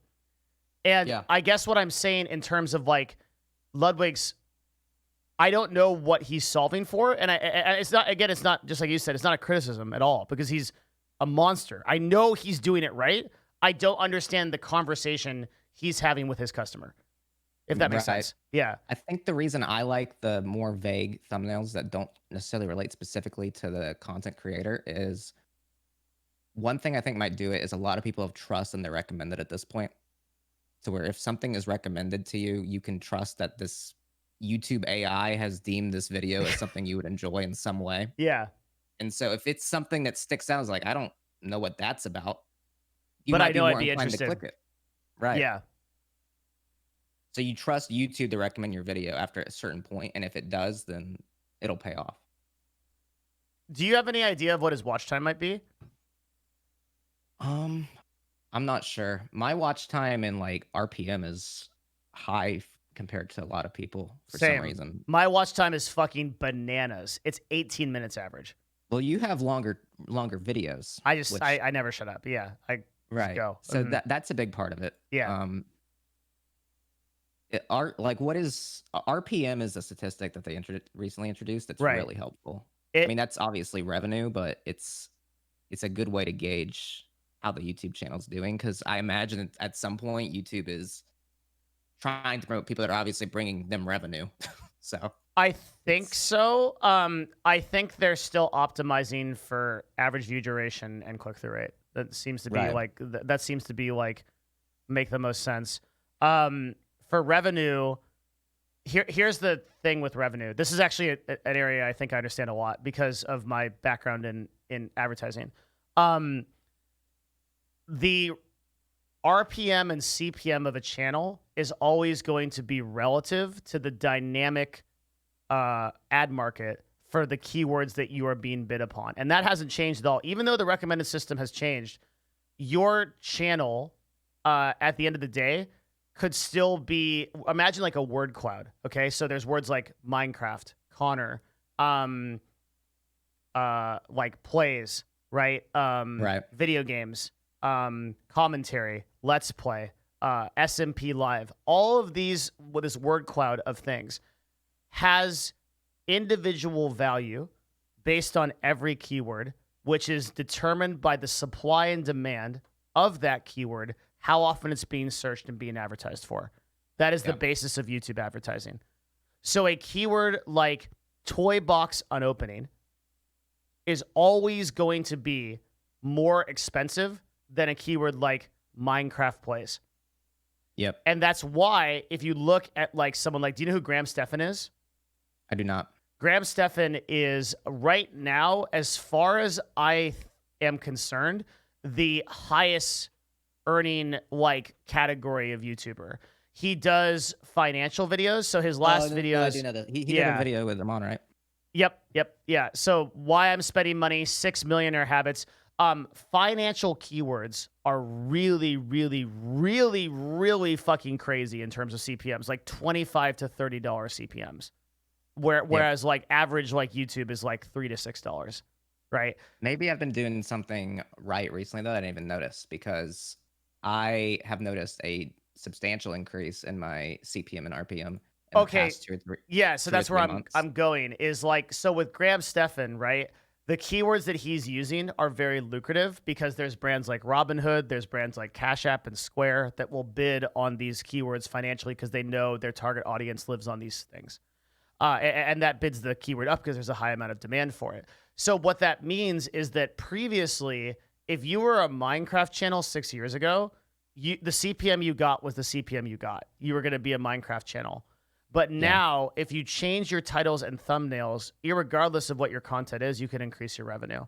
Yeah. So Yes. that's what I'm looking at, is like when I did the Minecraft stuff last year, like my CPM like a year ago was 278. Yeah. And right now my CPM is 782. That's crazy. Yeah. That's actually an insane increase. Yeah. Yeah. And it's, so you see most of my titles lately are pretty vague. Like Among Us, I put Among Us in there because I knew that people Among Us was doing well with that search keyword. Mm-hmm. But everything else is pretty vague. And, you know, if you didn't have the thumbnail, you wouldn't really know what it is. Yeah. When I started changing my titles, my CPM right now is 992. And that's largely because I'm moving more into like the business industry type stuff that converts better. And I will continue doing that as long as I can make it like relevant to the audience, right? But I think what you're doing is extremely smart, because what you do is only going to grow in terms of importance as online entertainment becomes more and more of the mainstream. Yeah, and I also think that there's not only a niche for it, but also it's really important to have an industry thought leader on the forefront of this digital media type thing. We lost that with John dying, with Total Biscuit dying, because he was that dude. And that was actually a huge inspiration for me to build this brand, was because I was like, okay, somebody needs to do this in a fair way, in a way that's presented objectively. Because you do it fantastically. I think compared to the other, like, because there's people that'll talk about this stuff, but they're crazy. They're one-sided. They're like they're one-sided. Yeah. They're maybe a streamer. There may be in other ways, and they don't think about it from the business end like you do. Yeah. Like, for example, I didn't even know that like advertisers bid on like keywords for YouTube. I didn't know that's how it worked. I just kind of let it be. Didn't think about it. Yeah, and to understand that that's really relevant. Well, okay, so what's so crazy about YouTube and Twitch are really, really different in terms of ads. This is something I think very few people understand, and it's like really important. Every single ad on Twitch, every ad you see has been manually sold by a person. This is a really big deal, and this is one of the reasons why I like Twitch is going to have such a hard time in the future scaling. There's a lot of reasons for this. I have a lot of thoughts on that. Yeah, we could talk about it. And like YouTube, though, essentially every media buy is completely automated and rarely needs any kind of human involvement. Meaning that like you can go into Google AdWords backend and you can set up a campaign for what you want to advertise on. And that entire process gets handheld and shaken through the AdWords system. And your ad appears on YouTube, all algorithmically, done deal. And like all of those rates are relative to what those advertisers put in and their demand for those words. So you can start a YouTube channel, you can get 1 million views per video, and you can have like an actual dog shit CPM. Whereas, so here's the easy way to understand this. A million videos views. Two videos, both videos have 1 million views each. Okay, so both videos have 1 million views each. One video could make $50 from 1 million views. It's entirely possible. Has happened many times before. Another video could make $50,000 from that 1 million views. The difference is because of the demand and CPMs. And this is what is so crazy about the YouTube system is that you have the ability to dynamically change what you earn based on supply and demand and understanding that. Mm-hmm. Absolutely. What I was gonna say on Twitch to YouTube though, and Twitch's growth, I completely agree on Twitch not completely making right moves recently in YouTube stepping up their game. That was something I had written down and something I want to talk about because like I had the thought recently, like, man, if YouTube really tried, like, if they made like even a bare minimum effort, They like would they crush could really, Twitch overnight. they could really put a dent in Twitch. Like, yeah. What were you gonna say? I was gonna say, like, my idea, my perspective is, what if YouTube did like made more of an effort to promote their streamers? Obviously, yeah, this, and that. But if they made their chat experience at all comparable to the Twitch experience of chat, like that's the biggest thing for so many people. If they made their chat experience better, you get people that are like diehard Twitch. Hell, even implementing like BTTV or Franker faces more into like a in website thing that Twitch doesn't do currently could be a method, something they could do just to differentiate themselves. Because a lot of YouTubers that I see come over to Twitch, they don't want to implement these Twitch specific culture like emotes or metas because it's, you have to install this, you have to be on a PC, you can't see them on your phone where a lot of their viewers might be. If YouTube could have its own chat meta similar to Twitch's to convert people over, but have that on all platforms, I think that'd be huge for them. And it makes streamers be more inclined to go over there. And another thing is, I think starting on YouTube is the way to go right now. 100%. Yeah. If no one is really doing right now what like me, Ludwig, Miz, Clint, a lot of these people do in terms of stream highlights and then still streaming on YouTube. But obviously you want to diversify platforms, so it helps for us. But like, I'd be interested to see like if someone made content like we do and then streamed on that channel as well, how it would do. So like if Ludwig started streaming on YouTube, right? All of his YouTube viewers are there watching his YouTube stuff. If suddenly when they go on YouTube, his stream is right there, they don't have to leave the website that they know already. Yeah. Like how helpful would that be? Yep. I think a lot about this. Here's what I think. I think that I totally agree with you that YouTube is like way better to start streaming on or to start building a brand on at this point, and that there's so many mistakes that like Twitch is making. But at the end of the day, it comes down to this, right? The hugest problem that Twitch has is onboarding new users. Twitch is losing market share. I had a Twitch employee tell me fairly recently, the streaming wars are over and Twitch won. And this to me demonstrates the arrogance, just the sheer fucking hubris that they have. Like, Twitch is losing 4 to 5% market share a fucking quarter. That's an insane amount.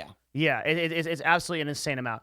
And because it's like they're only looking at like overall traffic. Like streaming is growing, but their market share is going away. And the reason why is because it's very hard to onboard a completely new user to a website, any website. And this is the number one problem in tech, where somebody says, okay, we're building a new tech company. We've got a platform. The number one problem that any investor will talk to you about, the number one problem that anyone will talk to you about immediately is called UA, user acquisition. How do you get users on your website? How do we educate people to use this platform? Twitch has an enormous barrier to entry. It's very hard. It's like you get on and you're like, what the fuck are these frogs? Like, what are these like little smiley faces? Like, why people are typing? Why stuff, is this but I don't happening? see Yeah, the like is this a VOD? Is this a thing? Like, but YouTube is very easy to onboard to. Exactly. And also, what people really sleep on, YouTube has 2 billion fucking users. already Mm-hmm. that just live on the website. That's just where they are, right? And Fwiz had a tweet where he said, every single day there are 200 million people coming to YouTube for gaming alone. Versus on Twitch, there's 15 million people coming to the entire website. Right. Right. YouTube just You as can't compete with everybody's complaints about YouTube is the UI sucks. That's one update away. That's an intern. Yeah, that's it's nothing. The UA is the real problem. Yep. Yeah. As a platform, YouTube is just universal in a way where it doesn't have to be explained, whereas Twitch is, which, you know, we're describing a pretty simple thing, but it's something people don't really think about, is that, like, as a kid going through school right now, when you learn about the computer, you learn about Google. Oh, and I can go on YouTube to watch things. Mm-hmm. I watch things on YouTube. That's what I do. You know, you have to be referred to Twitch through some other means, but you learn about YouTube now growing up. Like, that is something that anybody that grows up now knows about YouTube. That is where I watch things on the computer. Yeah. Yeah. And you start as a kid.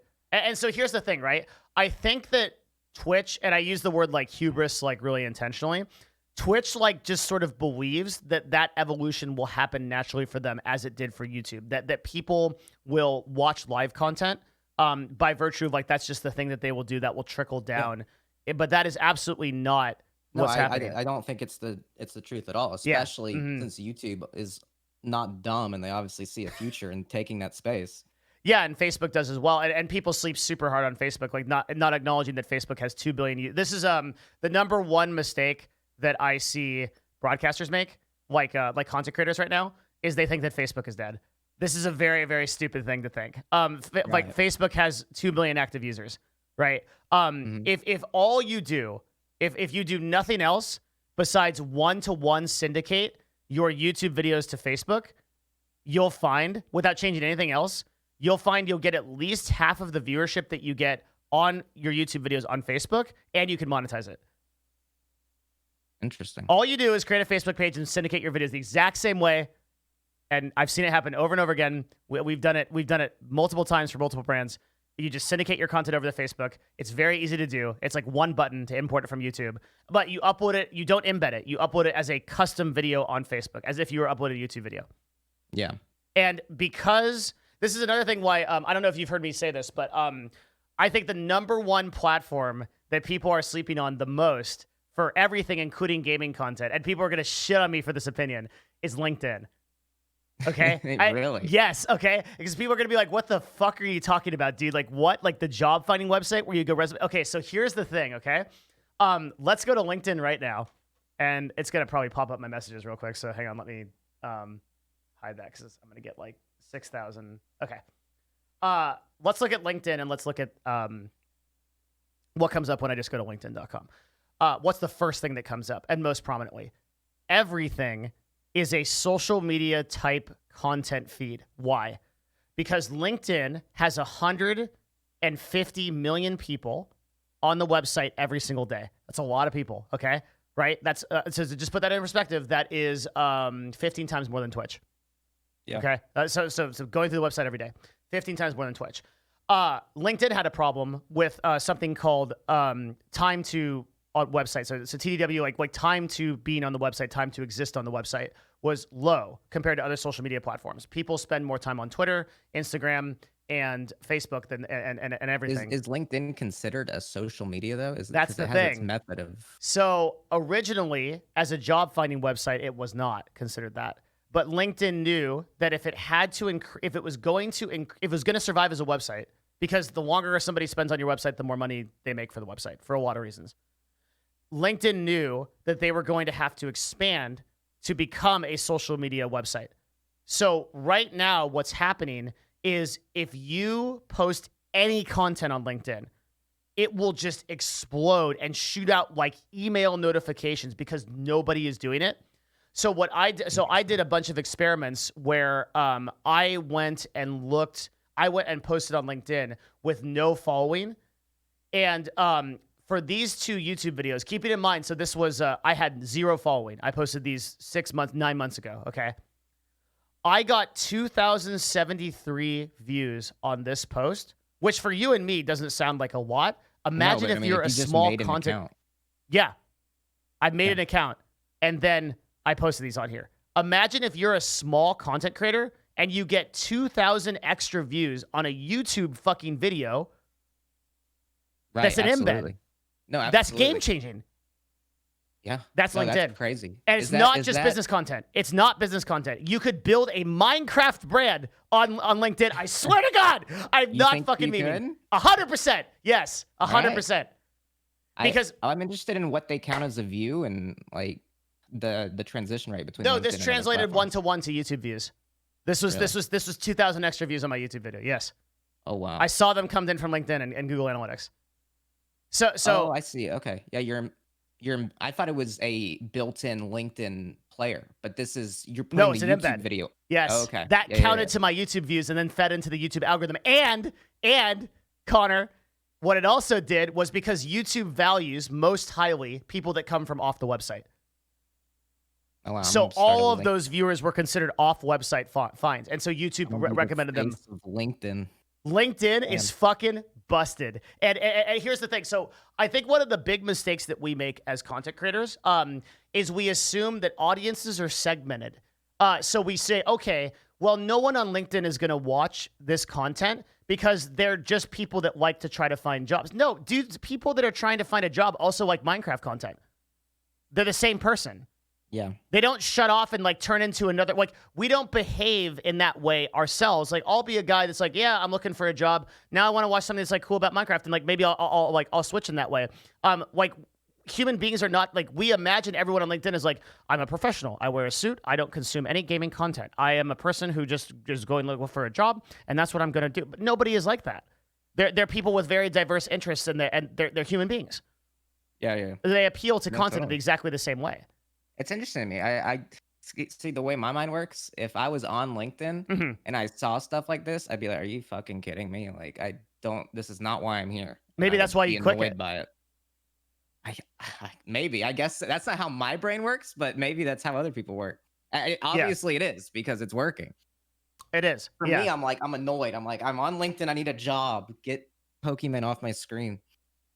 Yeah, maybe, but I think this is an example of like that market psychology would be such that like most people like wouldn't differentiate. Yeah. The other thing too is that maybe that's the perception right now. Let's even say that let's just go with that and say that is the perception right now, that people view LinkedIn as like this job finding website.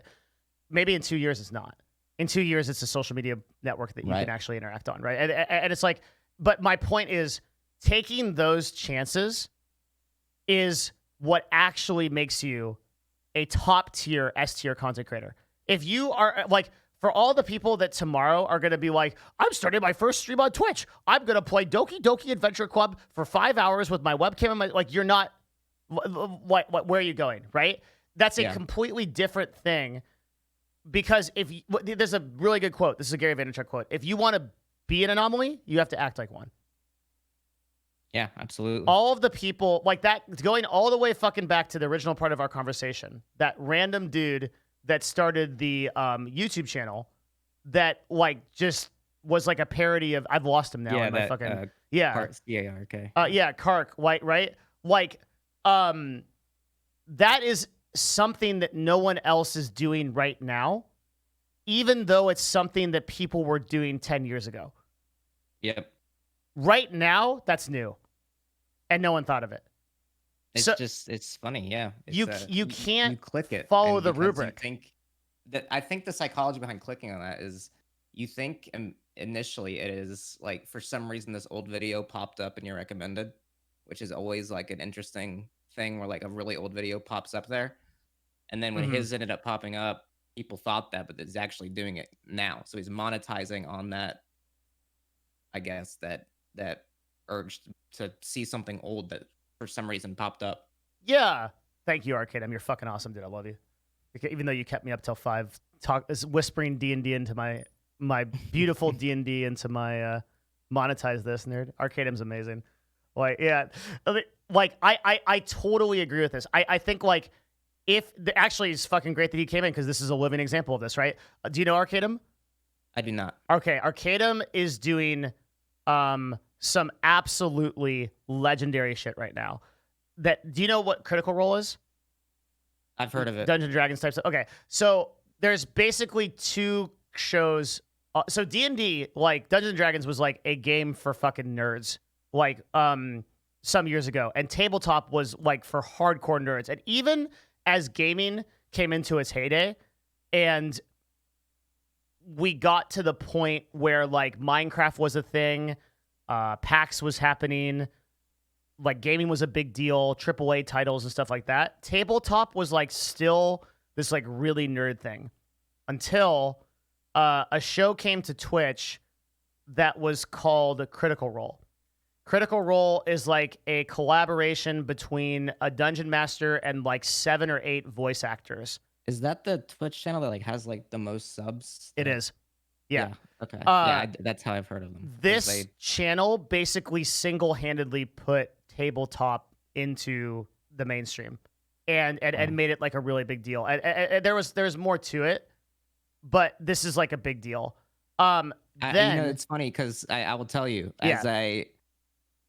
as I got out of high school, so 2018, I noticed that like people were talking about D&D more, Mhm. like in high school amongst like a crowd that would not, I would associate with that. Like amongst my friends that were not like super nerdy, like they would be like, "Yeah, we should try this. I saw this at some point," and like it wasn't considered a Yes. nerdy thing. So then once it kind of gained traction, there's been a lot of people on Twitch that are trying to start D&D campaigns and shows. And a lot of like very influential people have been involved in these campaigns. But one man, this guy Arcadum, he was building a single living world in terms of lore from the ground up something like 15 years ago.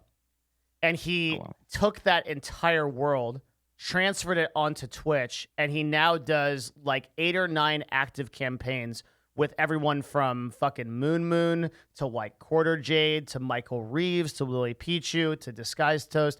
Like he has all of these campaigns that exist in this persistent world, and all of this is like collaborative, and all of these players can like cross over campaigns and like talk to each other. And he did something on Twitch that by absolutely has never been done before. That's actually really see, I didn't know that. I didn't Yeah. understand that's how it worked. It's super fucking cool. That's actually really interesting to me now that it's been explained to me like that. And as a result, he's seen, I mean, unprecedented growth, right? Like he's just seen it is like his channel went from like literally like a couple of hundred viewers to like 4 or 5,000, over 10,000 subs, a Patreon that makes like 5.5K a month, like just like and all of that is because he put in this like sweat equity in terms of like working on his world and put thousands of hours into it. And I also think like there's also like personality stuff. Like he's also a very genuine person. Well, like, he's not in it for the money or fame or success at all. He just like genuinely wants to build a world that people love and introduce D&D to people. So that comes through. It translates. But it's like what I was talking about is like the idea of doing something anomalous. The idea of doing this was my idea, right? The whole reason why I built this brand was because I was like, absolutely no one is talking about cool digital marketing shit on Twitch or business shit on Twitch. There's no authority for that. Yep. So there needs to be. And I think that's like the number one lesson for content creators is like, what are you doing that separates you? You mentioned something that was interesting to me because it's something that I feel is specific to Twitch almost because it's such an interactive space. Is that you said that the Arcadum guy is very genuine and people see that. For some reason through Twitch, like for a lot of people, at least on like the business side and making connections, that is such a important thing. Yeah. That like most of the people that I've met, and I've certainly met like a few people that I'm like, okay, I get weird vibes, but behind the scenes, everybody's been very, very nice to me, and I've always tried my best to be extremely very nice and open to people if they ask me anything. I So like when I was growing on Twitch, like late last year after the Minecraft stuff, and I was really trying to solidify myself as being my own thing. Like I was amazed at how like open people were between Miz and Pokey and other people, and just like being interactive and seeing stuff in me, and that was something I did not expect. Like, of course, you look into it from the outside, and you're like, everybody's going to be very, very like competitive, and while that's there, I think if you go in with a mindset and people see that you're a genuine person, it gets you a lot further on in this space than it would in other places. I also think it's because the younger demographic of viewer has a built-in bullshit detector that's really strong compared to other generations. Yeah. They can Yeah, see when completely. someone's not authentic really fast. Yes. And Agree I with think that. there's a lot of memes around like people playing characters on Twitch, but in Yeah. actuality, when you look at like the top 1,000 broadcasters, like all of them are authentic. Yeah, I mean, it's always like a bit of a persona. I mean, you have to be when you're on You're stream in a well, way, but you're an exaggerated version of yourself. perfectly described. Yeah. Perfectly described. You're taking something of yourself, and that's improv, right? Back to that, right? Like Yeah. improv is. A lot of people say, and I get this question a lot because I get like a fucking ton of questions about like how do I be a streamer? Like they always say, do I have to fake it? And it's like, no. Improv is about you take what is you, and then you evoke that very powerful word, evoke. Like evocation comes from like spell casting. It comes from like bringing something into the world through intent that's not there. Very powerful Yeah. word. You evoke something that already exists in yourself and becomes something amplified as a result of that evocation. So that might be in tonality, that might be in force of words. And then like, so people that bring up like, the thing is like, there are characters on Twitch, but you obviously know their characters. That's the Yeah. exception, I right? have to go pee again really quick before we get to the end of this. I'm glad you drink a lot of water. I will also do. go do that. Yeah. Okay, sounds good. Yo, dudes, thank you very much for watching this and all of the follows and everything. Like, I really appreciate it. There's a lot of new people. Join the Discord if you want. Discord.gg/Devin. This dude, Mcusk, is like a fucking bro. He just links the Discord. It's fucking sweet. But our Discord is like a very active community, 24/7. I'm the most chatted person in there. I'm in there all the fucking time. If you guys like this, I'm a part-time content creator who makes commentary about like industry stuff and business stuff. I appreciate it. I'm really liking this talk with Connor. He's a deep thinker, man. This guy thinks fucking super deep about this shit. So this is a fucking insanely positive talk so far and very positive group and community. I can tell a lot of you guys are here from Connor, and I appreciate it. It's fucking awesome to see you. I'm gonna piss like a racehorse real quick. Hopefully, be right back.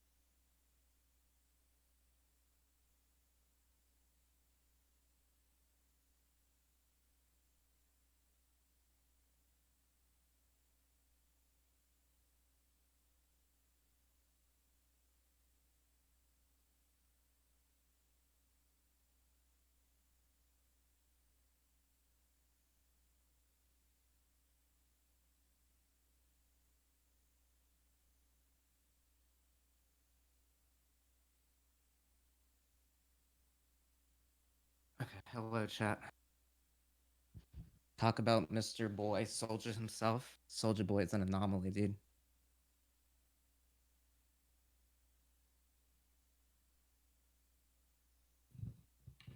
Talk about Chuck E. Cheese.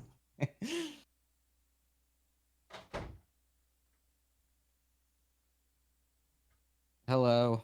Hey, do you drink a lot of water? I do.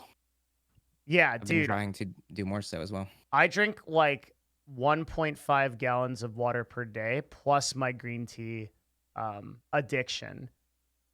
That's good. That's what I always say for anybody that's trying to get healthier is just start with water. And don't drink anything else.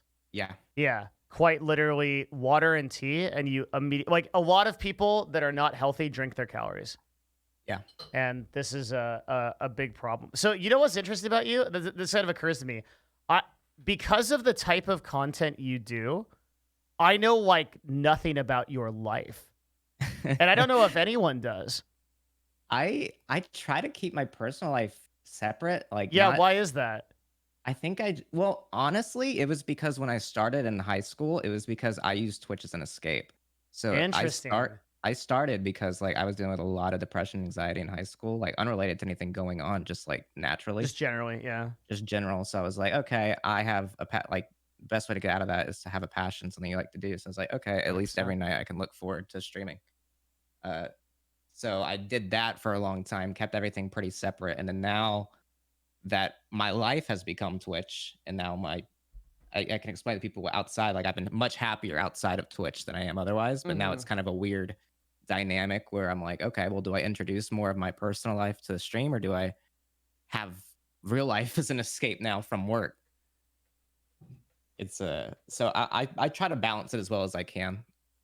You know, I have a similar thing. In 2012, when I started streaming, I didn't use my real name. This is gonna sound very dumb from a guy that is named twitch.tv/Devin Nash, but like, my original gaming name was this terrible brand name that I had for years called Mylixia. And so Yeah, I was yeah. I was on a different Twitch channel for that original time, which I think is another reason why people don't realize that like I'm a pretty long-term streamer. But if you go back in my stats, like you'll see like, oh, this channel's like was streaming in 2000 whatever. And I didn't tell people my real name. I never told people my age or anything about me. I was just this mystery man. And there was like it's still a meme. Nobody knows how old I am. No one knows. And there was a huge betting pool at one point. It got up to thousands of dollars about like if anybody could like actually guess my age. And like nobody can figure it out. So I actually went all the way into 54 is the actual correct answer. You guys are good. Yeah. You're good at this. I I would hide, like, what I did from, like, people. Like, only close friends knew, even though I Yeah, only have, like, 10 to 15 viewers, because I didn't want people to be like, "Oh, this guy's spending his time streaming to, like, 5, 10 people." Like, I didn't want people to make fun of me for that, so interesting. I So kept it secret from I people outside as well. actually did this entire thing all through Team Dignitas. When I was actually running North America Team Dignitas, I was still running it as Malixia. And then I got to CLG, where I took over for CLG, and it got to the point where I was in sponsor meetings, and they're like, "So militia, what's this now?" And like, I went, "Okay, like we gotta like," and then like, this is a really interesting talk about how like, and I want to impact this with you as well because you have a very unique brand name and very unique branding. So Mhm. that's the lead in here. What I decided to switch over to Devin Nash because Devin Nash is like a metal as fuck name. And I knew Yeah. that I could become the most popular Devin Nash in the world, right? Like, because if my name was like John Smith, I'd be fucked, right? Like, Yeah. I just be, there's no way. But with Devin Nash, I can actually utilize that name. And I think when you use your real name and you're doing nonfiction content, you're doing something informative or whatnot, it lends better to your authority. Yeah. Hmm. I wish that my name was different from Connor, so then, like, there weren't multiple different ways to spell it. That's my biggest problem, is people type it with an E ER. Oh, or yeah. yeah, yeah. It's super annoying. Hmm. But for the most part, like, when I started, my name on everything was Connor, but spelled really weird. So, like, CON0 and then 4 R's. You So have just, like like, the wheat spelling. yeah, Yeah. it was really tough. Like, I can't like, verbalize that to people as well as I can now. I'm like, "Oh, it's just Connor Eats Pants 1 thing," and the reason I chose that specifically, well, it was from, like, an iCarly episode that was, like, a joke from that I just took from. But I chose that because it was something I could remember really easily. Like, you see that one time and you're like, "That guy eats pants. What's the deal with that?" Yeah. So That's quite strange.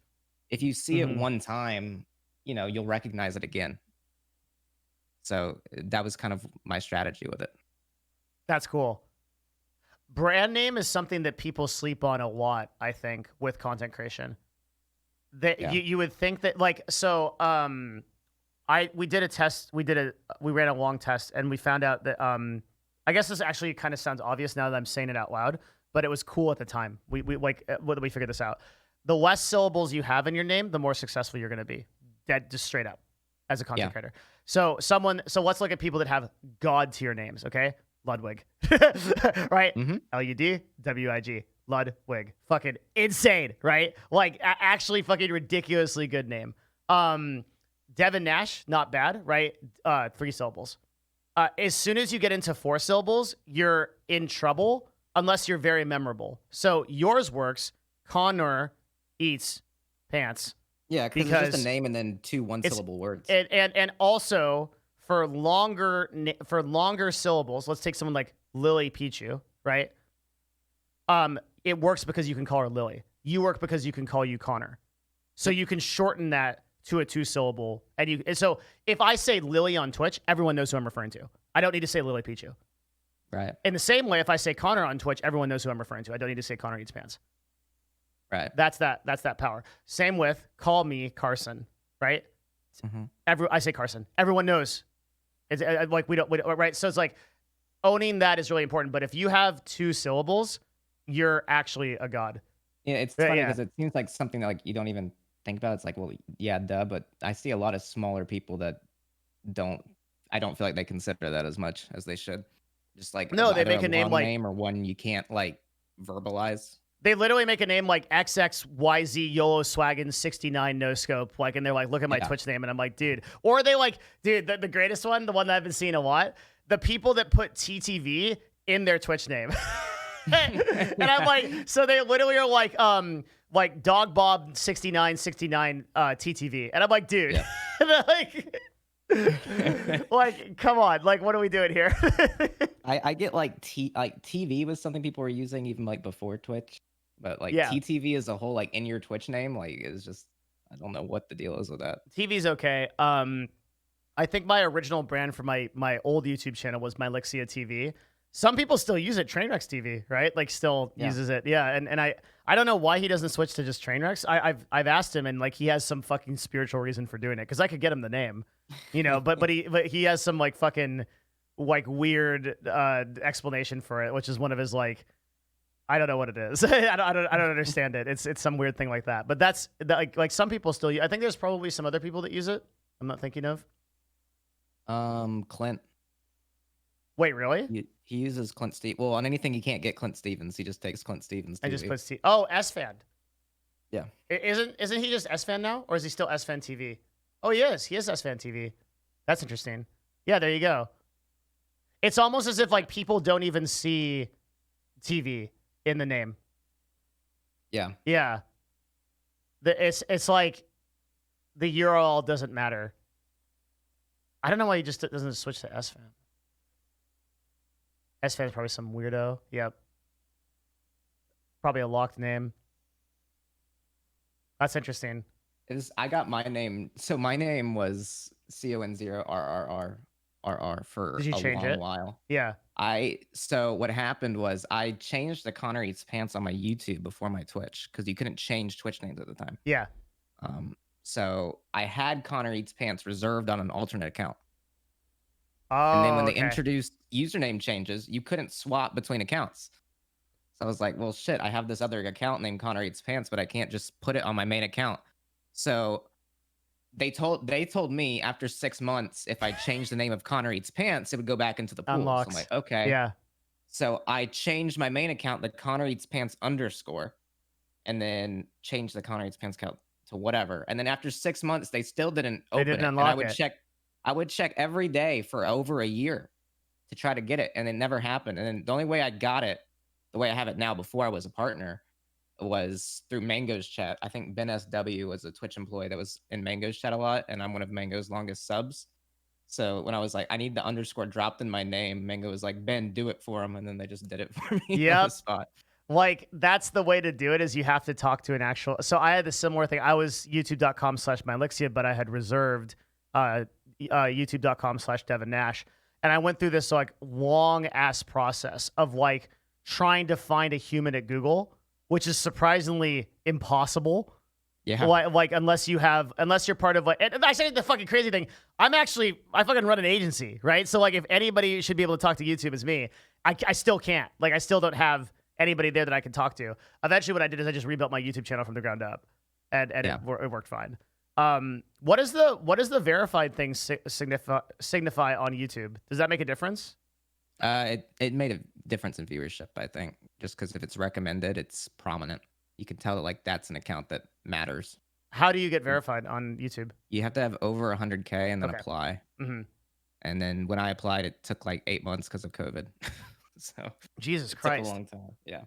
The only way I got it actually was through someone else who knew someone at YouTube that then moved up my ticket. Oh my God. For like 6 months ago. Yeah. I need to like, thank you, Gaben. You're awesome, dude. Like, I need to like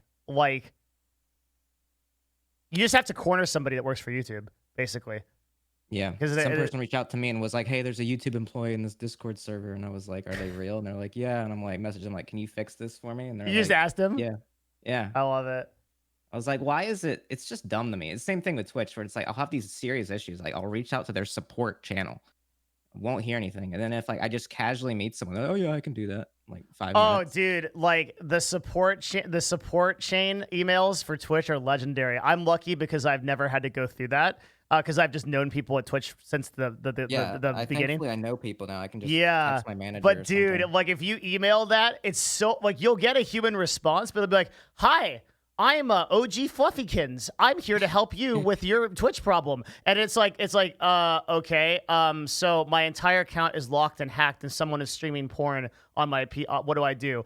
Oh, that sounds like quite a pickle there. Well, if you go to our help file, you'll see the 5 different ways that you can reset your password. It's like, no, like you don't understand. I'm dying. Like, Yeah, it's exactly. just a totally useless conversation, like Yep. entirely, like yeah, just some clown shit. Like, It's like Discord's brand. Like, uh-oh, Wumpus messed up. What a oh, shame. the infantile. Okay, where is that?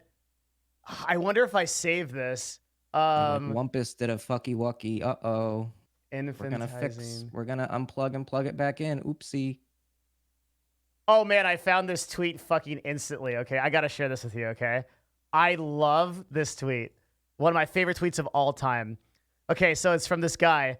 For the record, this is the goofiest, most Yeah, infantizing that's what rejection Discord letter would send you. I've ever gotten since maybe my first year of college.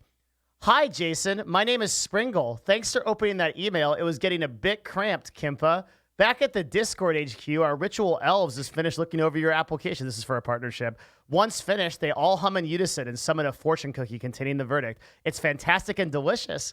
Without further ado, let's crack open the cookie and what it says. Oh, bummer. It looks like we can't accept you as a partner today. And there's a fucking fortune cookie that says maybe another day. I Like, can't believe it's like this is the kind of email that would make me into a fucking supervillain. Okay? Like, I would straight up, this is some fucking, like, this is literally how you create fucking people that, like, are like fucking, like, it's so Yeah. bad. Yeah. It's Holy really strange. shit.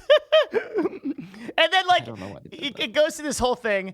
And then it's like, my magic is powered by your love. Don't forget, you can keep in touch with us. And then like there's like just a gif of him disappearing. So it's literally like this elf comes in, tells you to eat a bag of dicks, then disappears. That's exactly what happens. That's actually what happened, right? Like, and yeah, they're marketing like as much as I love Discord, like and like as a company and as a platform. Holy fuck, their marketing department is fucking AIDS. Oh my god, it's so it is bad. rough. It is. It's super rough. Oh my god, this is yeah, like looks like we can't accept you as a partner today. Like at least like Twitch just doesn't respond to you. They just don't even care. Yep. Is there anything else you wanted to talk about before we head out? Yes. How much time do you have before you I have stream? as much time as you need. I'd like to start streaming in like at least 40 minutes. Okay, cool. Yeah, that's super easy. So I just wrote down a couple of questions like when you were talking. One of the things that I was really curious about is like when you were first streaming to like 15 viewers, why were you able to be so consistent? I think it was kind of what I got into in terms of it being like my escape and one of the few things I was pretty passionate about at the time. Um, it made it easy to look forward to, regardless of if there were people there or not, because I genuinely always enjoyed making people laugh and playing video games. So Yeah. I was like, okay, well, this is not only something I enjoy, but it's also productive than if I was just playing Xbox Call of Duty with my friends on voice chat. Like, this is something that could at least potentially lead to something. And I enjoy it. And, you know, maybe if I'm lucky, I get $12 a month off of it from donations because that was before they even did affiliate. Um, Mm-hmm. and then when affiliate became a thing, I was making like $100 a month, which was like, wow, I can buy like one game a month.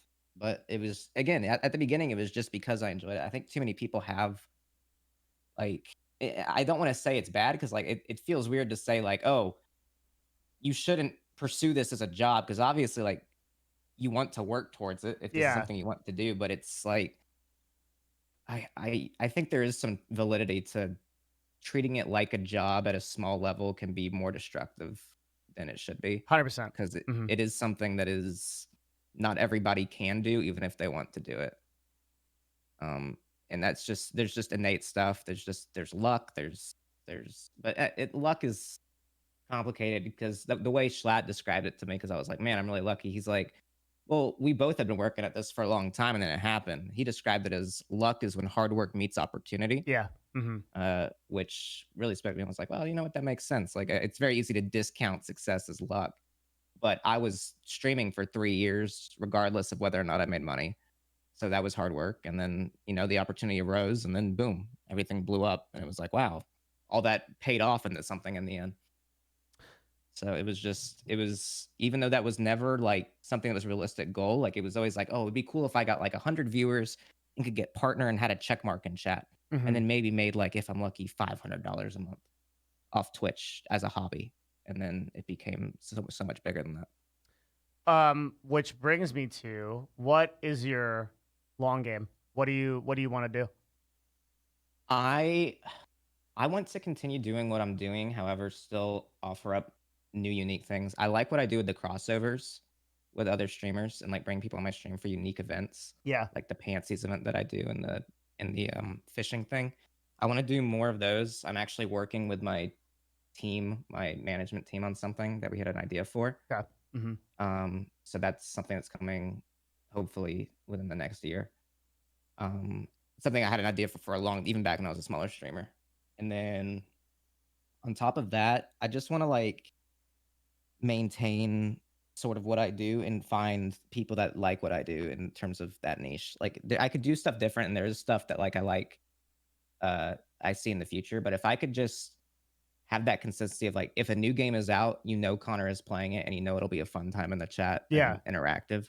Like that is sustainable to me because games are only growing, commentary over them is only growing, and as it becomes more of a space, like while the old school streamers will likely die out because they're not adapting, I think with my ability to infer and how things are going, um, have a better advantage than most at taking advantage of that. The other question I had, so we're kind of rapid firing, I guess, like, not really, but like, just like, I'm just like interested. Walk me through like your other focus, particularly like your TikTok and like, what you're accomplishing on like Instagram, like your TikTok, I started as just like a I meme. haven't even tried on it. I need to. I just don't really understand how it works. But something that I've actually been this actually goes back to long term or goals.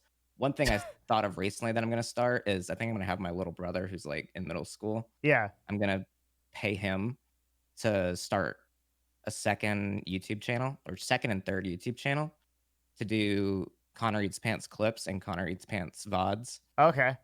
So I've seen like how late night is so successful on YouTube because they're just pumping out like highlights of whatever. Yeah. Yeah. Yep. Yeah. I mean, And part so of I'm that is like, because well, they're preferentially algorithm, right, but yeah, yeah, yeah, absolutely. yeah, yeah. So but still, like, having a huge catalog, eventually something's gonna blow up. Yep. So I was like, okay, well, what if like I just took my most popular like 2.5 minutes like each week and uploaded like 3 videos a day. There was 2.5 minutes of the stream that had a whatever title. Don't even need to maybe even do a thumbnail. Just throw them out there. Eventually something might stick. And just throw it out and try that. My brother's like, I'm down for it. So I Hmm. might do that soon. Just testing different things and seeing how they do. And your Instagram strategy. So it's just like interesting because I love how you just it's funny when you describe like TikTok and Instagram as strategies. So strategies. those are the two that I honestly was just I didn't open up an Instagram until late, but Okay, but we can't ignore it. Like you have 125K followers on this, so you have to bring it up. Like my research team caught it. Like everybody, like there's something going on, right? yeah, Yeah. So, I but guess particularly, it's highly personal, right? Versus yeah, like your stream and your YouTube content, which isn't at all. Like yeah, on one hand, you're like no cam, bitch. Like nobody sees me. I'm a mystery. And like you're yeah. fucking like tuxedo mask up in this bitch. And then on Instagram, there you are, I right? think Yeah. yeah, I think that I guess there's a strategy to that. Like it draws interest in people that want to know more. Interesting. Um, yeah. That's why I have a second Twitter as well that I talk more about like personal stuff on. That's such a cute cat. Is that your cat? I Yes. love Yeah. this cat immediately. I used to do like a lot of like I think a lot of the Instagram followers came from like I used to do a bunch of just really shitty fishing memes that I'd find on Google or like my grandpa's Facebook page, Yeah. and I'd just post them on my Instagram as a joke, and that led to like a whole merch line. But I would post just those for a long time. I really like how you do the Joe Rogan thing, which is like a lot of people just take Instagram and they're like, okay, this is my Instagram where I post pictures of myself. But you actually use Instagram for what it is, which is a meme sharing platform. Yeah, Joe Rogan does this really well, where like some pictures will be of himself, but like the vast majority of his pictures are just random shit. have you Right. seen John Cena's Instagram? Yeah, of course. Yeah. Like it's amazing. It's just meme shit, right? Did you get inspired by Yeah. that? No, I honestly, I got a ton of Fucking Instagram followers. I got like, I seriously, that's how big the S&P Live thing was. I got like 75K followers on Instagram just off of being Connor Eats Pants on Instagram. hmm And I didn't know what to post. And so I just started throwing stuff out there. Interesting. Do you think has it contributed at all to like your brand growth, Instagram? Y- I honestly don't think so. I think I if don't think so anything, either. Yeah. I don't think so at all. And in fact, my Instagram's grown the slowest out of anything this year because I haven't really put too much thought into it. Well, I also think I mean in like terms of like transference to other places. No, I I don't I think I don't have feel any. like Instagram converts well to other audiences. No, I don't think it Yeah. does. I don't think TikTok does either. No, I TikTok's think terrible at it's it. I think TikTok's getting better, but I don't think it does. The number one is YouTube. I think TikTok and Instagram, like basically, there's no audience transference at all. Yeah, I have Yeah, a friend that's TikTok famous. Is like has like 700,000 followers. He's just a guy, a friend that played lacrosse in high school, and he just takes off his shirt and like dances on TikTok, that'll do it. and then he'll get thousands upon thousands of teenage girls that'll like and comment on his stuff. And I'm like, and I messaged him. I was like, "Yo, congrats, dude! You're killing it." And he's like, "Thanks." And I'm like, "So how are you like? What you making money?" He's like, "No." Yep. Nope. Yeah. I'm like, well, are you trying to?" He's like, "I don't know. I just enjoy it." And I'm like, that. I was like, okay, but in my head, I was like, how are you not trying to capitalize on like almost a million followers? But even worse than that, if he's like, "Hey guys, I'm starting a Twitch stream. Go over here," nobody will come. And Yeah, we've seen that again and again and again. And it's to the point where brands, which are usually very slow to understand these things, will actually not do a lot of monetized activations on TikTok because they know the audience is just so useless. yeah, Another big part of it too is because of the 6 second meta, the 6 second timeline. There's just not enough time to imprint you as a personal brand onto that demographic, particularly because the younger demographic is younger. They're looking for something that is more like cool content rather than looking for somebody to follow. yeah. So The they way to look. advertise on there would be to create. You need creatives on your marketing team to find out how to implement it in a natural way. Well, Um, even if you did though, a big part of advertising is getting yourself affiliated with someone that someone else knows, likes, and trusts. In the same way, it's like, okay, my friend Connor recommended me that I buy this product. I'm much more inclined to do so versus like if I just see an ad for it. And the problem right. with TikTok is it's really hard to associate yourself with someone with only 6 seconds of exposure to them every once in a while Yeah, versus a YouTube video, you can get into it immediately. I've always liked the appeal of just the recognition that doesn't even need like a recommendation. Like like there was the brand on Twitch recently that did a bounty. It was like called Deets Nuts, Yeah, and D's nuts. I was just laughing because like what a funny name for a like company. Yeah. But I feel like it worked for them because I didn't know about them prior to that, and I'm like, there's a nut company that's called that. That's funny. So I stuff like that I like where it's Yeah, that was really more naturally authentic. implemented. Did very well. I think like Cash App, which we mentioned before, I think did super well. Oh, There, I'll need there's to message you off stream. I actually have a family friend that's a CEO of a pretty substantial company that that's is cool. that Yeah. has asked me how to advertise on Twitch, and I don't really know the best way for them, so I'm sure they would like to get in contact with you and ask like what to do. God, if only there was an agency that helped people advertise on Twitch that somebody Yeah, on this phone call ran. That would be you're a actually the very perfect person to refer them that'd to. be a super cool connection. Thank you for even thinking of me to do that, dude. I'll jump on that Because motherfucker. what I tried to describe, because they don't understand Twitch at all. She didn't get it whatsoever, but Like, That's our specialty. We take yeah, people from like straight up like dun dun dun dun dun dun I dun like, tried and to then we explain to her yeah. how the Nutter Butter integration that they did a few months ago was really smart in my opinion. What Did was you see that with like Miz and Lud and a bunch of them? Oh, the one where they like I remember I seem to remember Mizkif having like an uncomfortable amount of Nutter Butter boxes. Yeah, and like Yeah. their profile pictures changed, and like there was like a extension on the screen for like the chat talking about Nutter Butter or something. Okay. It was just really like integrated into the stream in an interesting way. So Oh, that's I cool. couldn't really describe that to them, but I was like, that seems like a neat way to do stuff. Yeah, hashtag go nutty is Go what the chat's nutty. saying. We did a hashtag with we did a thing called the Yep, which was the Yep challenge with Brisk Ice T. And this Mhm. was their first activation ever with Twitch. And what we did was we had how many times the chat could say yep. Yeah, just like that in all caps. Because we were taking the meme, right? And we correlated that to impressions. So like we sold Brisk on, I think we were gonna get, because each one of those is considered an engagement in the advertising world. I think we sold them on something like 30 to 50,000. We got 1.5 million.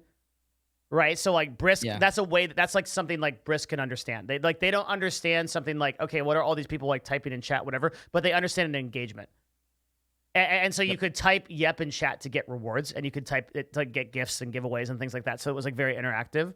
And then we had influencers that were doing in our studio that were like doing it while people just spammed, like people literally just fucking spammed yep in chat.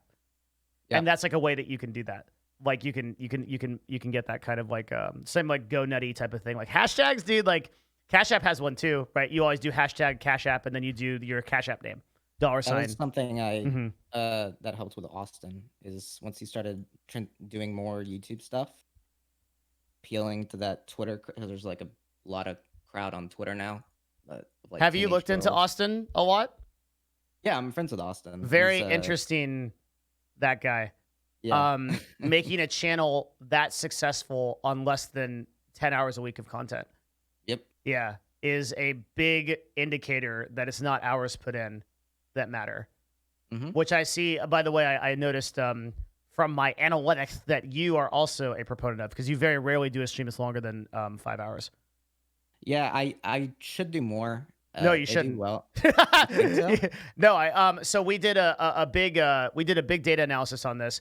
The absolute cap for like before you get serious diminishing returns on Twitch is 6 hours. At that point, you won't see a noticeable increase in followers or engagement, but beyond that point, you'll hit your peak viewership. Like, you know how everyone has kind of like an average viewership that they sit at?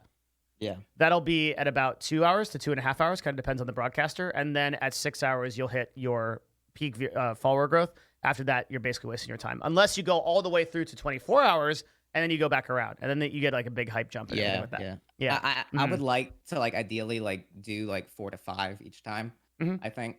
And I end up doing like usually like 2 to 3 just out of like I'm tired or something that day or something like that because I've been busy lately. But yeah, I would always take that. My genuinely like very valuable advice is like I would take that. That sounded really dumb, but like I think my useful advice is like you take that time you would be spending on that extra hour streaming and you put it into YouTube, and it will be way more valuable to you. That's what I've been doing. That's what I've actually done lately is because I make all my thumbnails, and so I've worked really hard on like getting the thumbnails right, figuring know that that out. Yeah. I just learned how to do them like in like April from Altrive, friend of mine who was in chat earlier, I think. But I make all these. How much? A lot of them have How much time do you spend on your title and thumbnail on your video? Per video? At least over an hour, at least, if not. And then if I really am not feeling it, like I'll delay the video and like ask friends, like, what do you think? Like me, Carson, a bunch of us have a channel in one of our Discords that's just like. Can I join that? I can ask. Yeah, we ask have multiple. But yeah. If you can get me into that mastermind, I will fucking suck it. I will really oh fuck, holy shit! I realize that's like a very direct pitch, but I really want to be a part of that. Yeah. Yeah, there's one specifically I think that you'd be good in because we have a whole Discord just about like.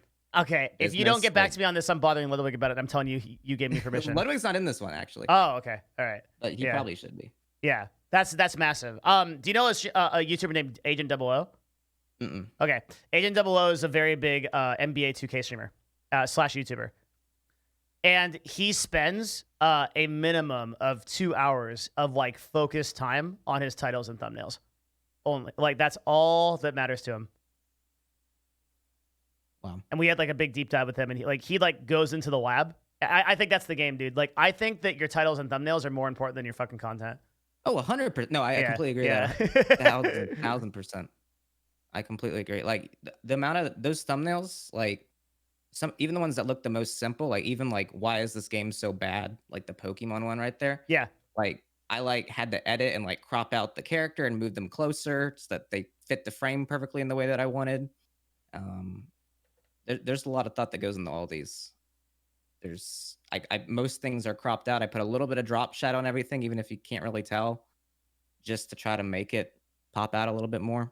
People don't realize like literally every single one of these decisions is like a separate decision within its own microcosm. So like the decision to put 3 dots after birthday, I know you thought about that. Thank you. Yeah. like you thought about that verse putting a period, you thought about that verse just leaving it. The capital birthday.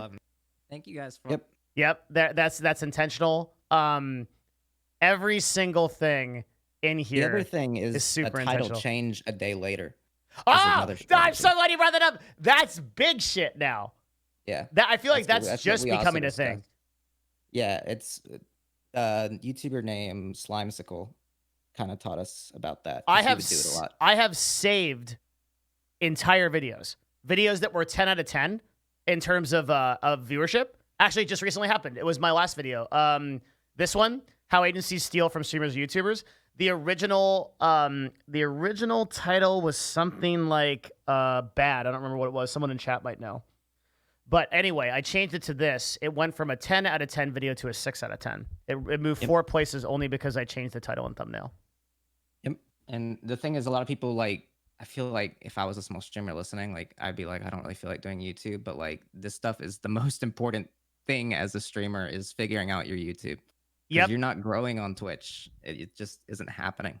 You're not growing on Twitch, but also the mindset of a YouTuber has to be different from a Twitch streamer. As a YouTuber, you need to make a video that has a story in it, a start, a middle, and an end. It has to have a premise. It has to have conclusions. And that story structure helps you a lot as a content creator. Yep. On Twitch. That's what Ludwig brought to Twitch that people weren't really doing. Exactly. His stream has a point. That sort of thing. Yep. Yeah. Yeah. Yeah, that's huge. Do you change thumbnails too? I do. So if you look at my channel again, hold on, I'm watching your stream, so I'll have to see. Yeah, so on which one is it? Well, I didn't actually change this one, but I wanted to get into this one. Like the They Are Among Us one was 300,000 viewers on that 2 weeks ago.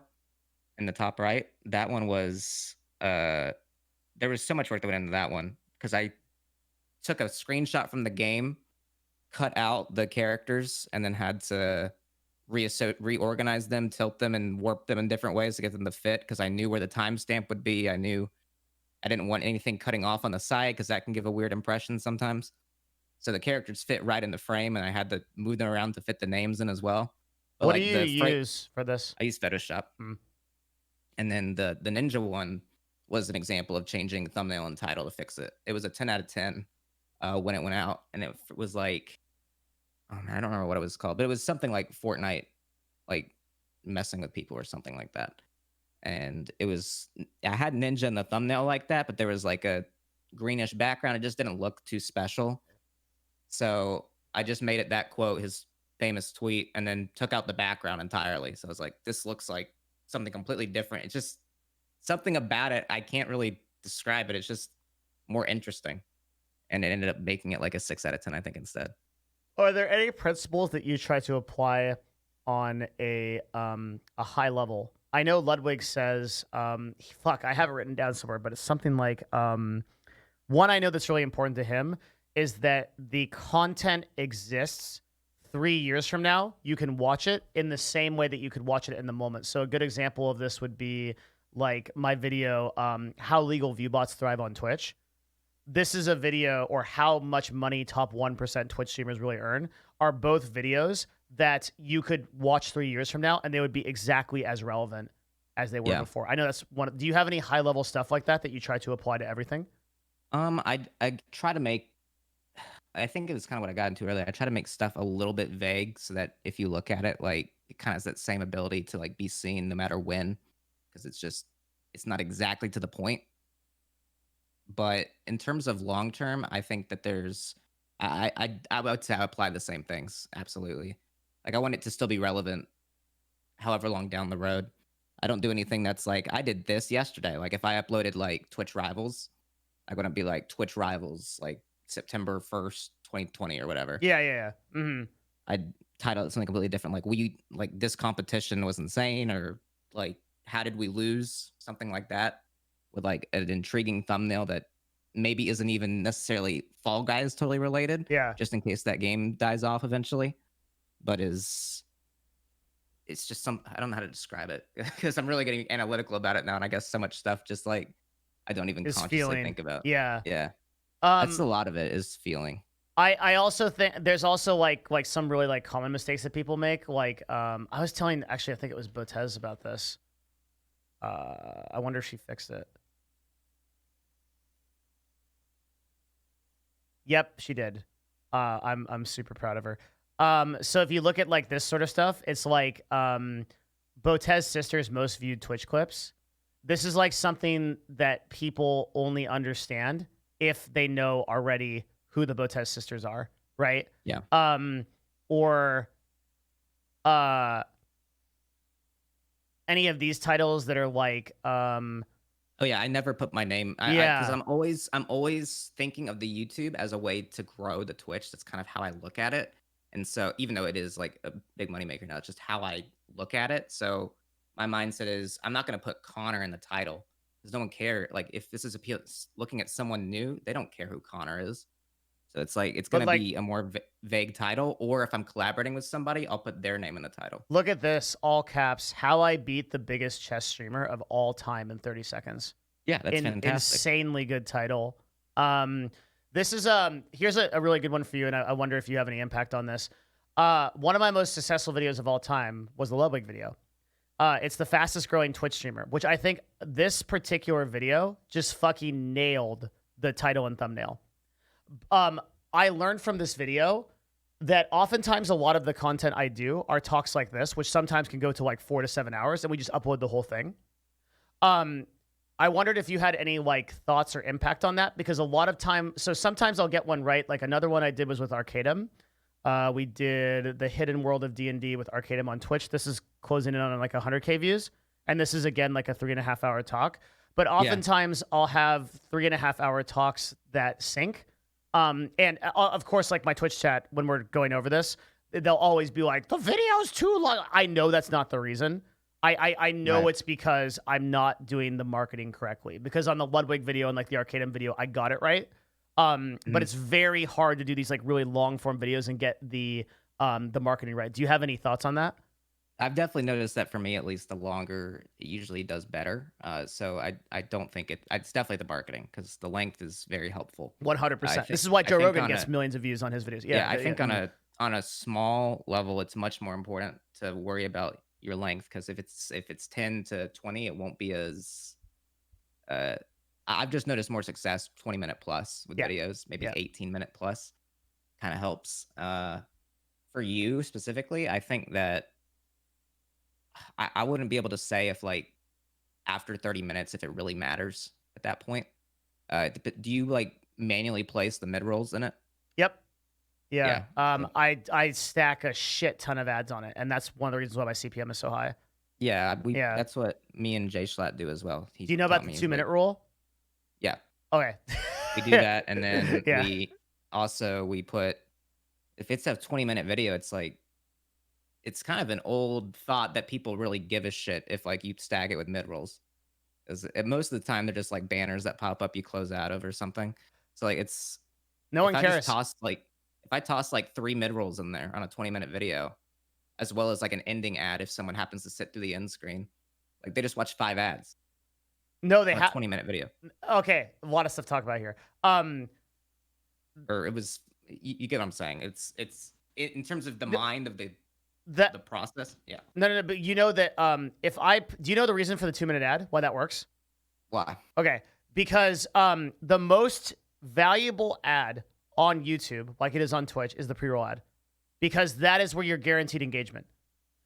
If a person has been served a pre-roll ad on a previous video, they will not get served the pre-roll ad on the next video, but they will get served the 2-minute one, and the 2-minute ad will monetize as a pre-roll video. Does that make sense?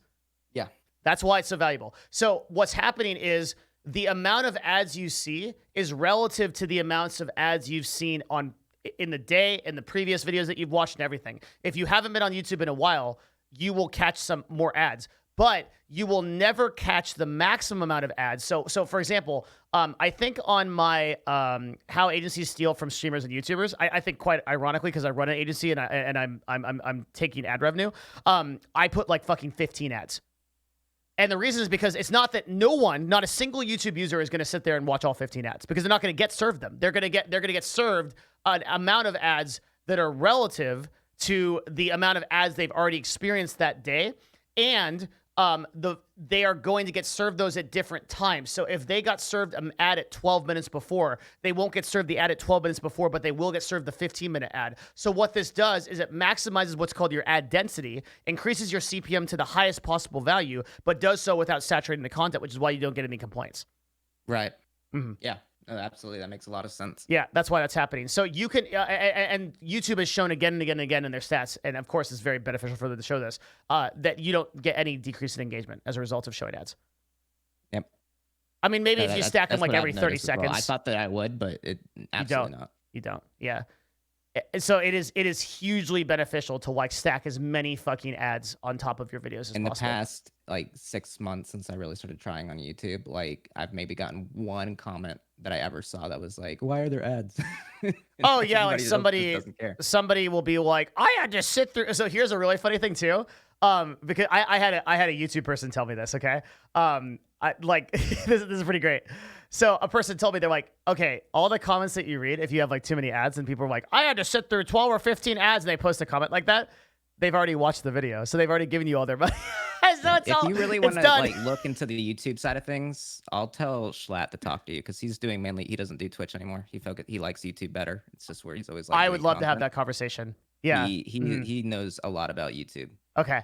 Yeah, I would say right now, in terms of like my personal fancy on things, I'm way more interested. Just YouTube is a much more interesting problem than Twitch is. Twitch is so straightforward. He knows the creator studio like nobody else. I want to talk to him. Yeah. That's big. Yeah, like YouTube to me is like, I have so much fun tinkering with videos and figuring out what makes them tick.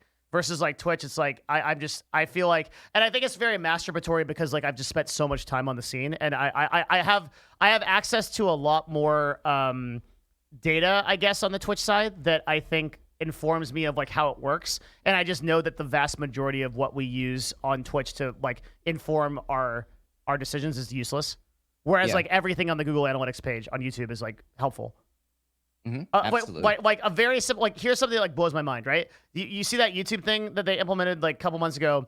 They're like, here's when your viewers are on YouTube. Yeah. Why is that not on Twitch?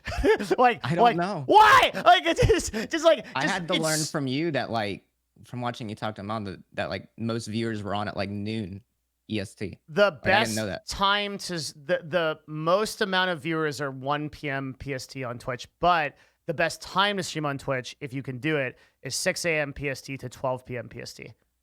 Yeah. This is the highest viewer ratio to streamer ratio that there is, or streamer to viewer ratio, however you say that. Yep. The least amount of streamers, the most amount of viewers. Yeah. Amazing. Yeah, and so I always streamed at night, because when I started, I streamed at night because I was like, well, people won't be in school and they'll watch. That's true. Night is also good. There's been so like Trainwreck's like built like, so if you look at a person like Co-Carnage, do you know who that is? Yes. Yeah, Co-Carnage built his entire brand on just I wake up at 5 a.m. and nobody else is there. So this is it. You get to watch Co-Carnage or nobody else. Yeah, that I would watch. If I was watching Twitch at that time, I used to watch King Gathalion a lot. He moved to Facebook now. Same type of thing. Mm-hmm. He was Mixer than Facebook, but he was up early streaming. Yeah, that makes a big difference. Still a big factor in. That's not to say that like these days. I mean, you're completely correct when you said before. Like, there's just it. A lot of people look at these strategies and they're like, you know, should I stream on this time? Should I stream this game? And like now it just doesn't matter. You can't grow on Twitch. Yeah, It it just doesn't doesn't matter at matter. all. Yeah, none Your of these stats YouTube actually matters. matter, which I guess is another reason why I'm so doubled down on YouTube at this point. Just from like a growth perspective, because I can take a person who has 0 views on YouTube and I can turn them into a 100K channel, but I cannot do that on Twitch Yeah, unless I put them in front of collabs or do like some fucking amazing fucking like genie shit. I've given so many ideas to Twitch that just haven't been implemented that I should tell you about like 2 of them at least Yeah, because I think a lot of people mention this, but like having like more viewability, like turning LSF or like clips into like an integrated thing on the site where it's like, what are the popular clips? I What's going on suggested the this 3 site? years ago. I A wrote him a cons- proposal for this. Yeah. yep, a consumable way to watch and binge Twitch clips. Almost honestly, I mean, you could even compare it to like TikTok almost. Just consume stuff on the website, get through it quick. Like that would be good for discoverability for a lot of people. On top of that, I thought I gave them this idea like a month ago. There a lot of streamers are scared of their analytics going down for trying something new, so they'll make alternate channels. Yeah. I was like, what if you could run an unlisted stream where you could choose for it to not affect your analytics and not send out a going live notification. It's like maybe you just tell your Discord, hey, I am live on the channel or whatever. You can check it out if you want. That's actually So an that if incredible you idea. I didn't even think about that. yeah, so if you want to actually draw engagement to the channel page, which is what Twitch is trying to do, if you found out that your favorite streamer could be live without it notifying you, you would go to the channel page more often and be like, "Ooh, it's 3 a.m. Maybe Connor's doing a late night stream on a game he doesn't usually play." Yeah. Because I'm not going to stream Destiny 2 because it does. I like playing it, but it doesn't do well on my stream. Right. But if I decide to play it at 3 a.m. and I'm like, I'd like to maybe get some subs or something if people are around, maybe find a new audience in the Destiny directory, I'll do that. Yeah, and it doesn't affect you. I would kill for that because I'm one of those people that doesn't stream games on Twitch, right? But I would stream them all the time on this channel if I didn't have to send out notifications and I didn't like have to like my user base comes here expecting that business talk, that industry talk. And so I don't ever stream games. But if I could, I would play Path of Exile like fucking because I play games offline all the time. Right. And Yeah. so you would still be able to get subs and bring Twitch in money. Yeah, the While clips doing thing, the clips thing just seems so like just why have we handed over our best method of discovery to fucking vigilantes over on LSF? Right? Like crazy. like twitch.tv/clips, make a fucking rudimentary upvote system, and then that's it. That's the whole thing. I mean, Maybe that's how leave I comments. grew with LSF was the Minecraft clip blowing up. Yeah. Yeah, I mean, discovery. I as much as I don't want to admit it, I think that I got a lot of discovery from LSF. Yeah, I probably discovered you through there, to be honest. Really? Or that or Trainwrecks. Yeah, yeah. Mm-hmm. I think it was LSF because it was like CEO Andy was like Right. the title of it. Yeah. And I was like, there's a CEO on Twitch. Yeah, exactly. Like it's like I got really lucky with that brand association that people's like because people will like for it wasn't Hot Chubby for a long time, it was Korean streamer. Right? And like I could have gotten something like incredibly derogatory, but like the one that they chose to affirm to me was like, oh, CEO Andy. So it's like, oh, okay, I run fucking companies. Like, okay, that's a pretty good moniker. Mine is they call me gay lyric, even though I'm What? not gay. Yeah, they just Why? They just think they think I sound like a more feminine lyric, and so I'm like, all right, well, it is what it is. Because I don't stream with face cam. Oh, I that's guess I get it. that's brutal. Yeah, It's funny though. It's really funny. Basically, all of LSF and Twitch is like just a giant fucking preschool generator. They just go through fucking insults until they find like the dumb one that sticks. Yeah, it's either gay lyric or ninja. Why ninja?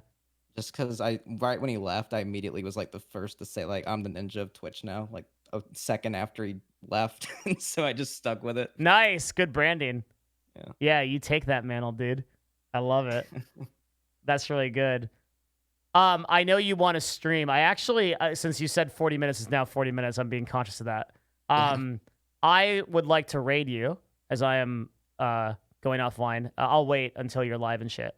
right. But also, we should do a follow-up because I do have more to talk about and everything. Yeah, I'm down. Absolutely. I thought Cool. this was great. Cool. Yeah, I really enjoyed this. You are a deep thinker. Like Thank you. I put tried to. yeah, you put a lot of. I can tell you really, really care about this, and I also admire your passion and your ability.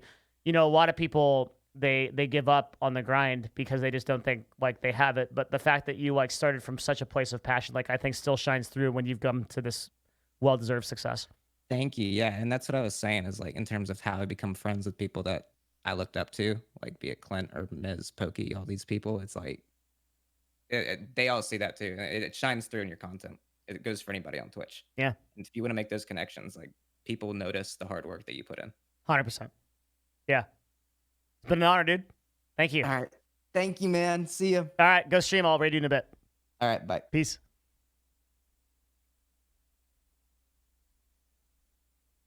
Connor Eats Pants, who you can find, the legend. This is his YouTube channel. You're going to go to his Twitch channel in a minute. We're going to go to his... Did I fucking lose it? Because I went to the... I was jumping around. There we go. I'm going to link this in chat. I'm sure you guys are probably already subscribed. If you're not, what are you doing?